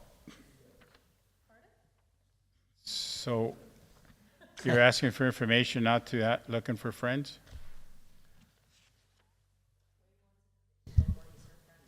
Yeah. I have enough information, sorry. I probably don't, but I'm comfortable with the I'm comfortable with going to 20. Okay. Do Councillor you want to make a Aberlin, different recommendation? Thank you. speaking to the mic. Thank you, Mayor Bronco. Through the chair to Councillor Nielsen, would getting that information help you make a decision on Councillor White's recommendation? I would support that and put the vending machine inventory into the parking lot. I like that. If I can find 3 friends. You got a friend in me.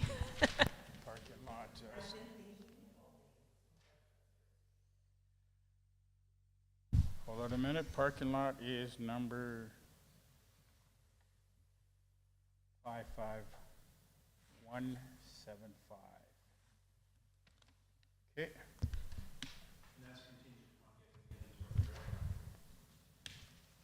That's the budget information request. All of those in favor moving that to the parking lot? Opposed? Mark, did you vote? We got somewhere. Could you please use your left hand? Thank you. Well, I can't see his right hand because this trim, I can cut that off tomorrow if you want.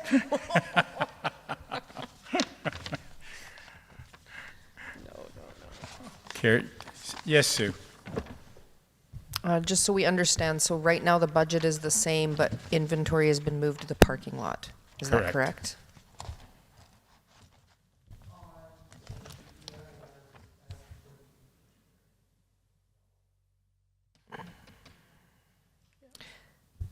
Okay, I don't know how much time that's going to take.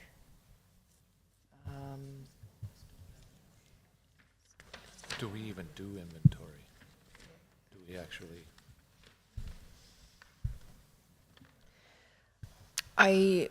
I'm wondering, sorry, I had my hand up, but I think you were all talking amongst yourselves. Finance, on this particular line item, when they did go through and look at previous years, 20,000 was the number finance was comfortable with. We did have the departments have had one opportunity after that to kind of say, no, we need this, but I think without the justification, we're comfortable with it being at 20. If you want to reconsider that. Councillor Aberley. Thank you. Mayor Bronco, through the chair to Sue, I want to make sure I just understand what you said. Finance is comfortable that the inventory is at 20 or that no? It's the budget that has been spent on average in the last 3 to 5 years was at 20,000. Thank you. I get it now. You want to be my friend? And take it from 24. So do we recess that motion? To take it out of the parking lot, but leave it at 20,000?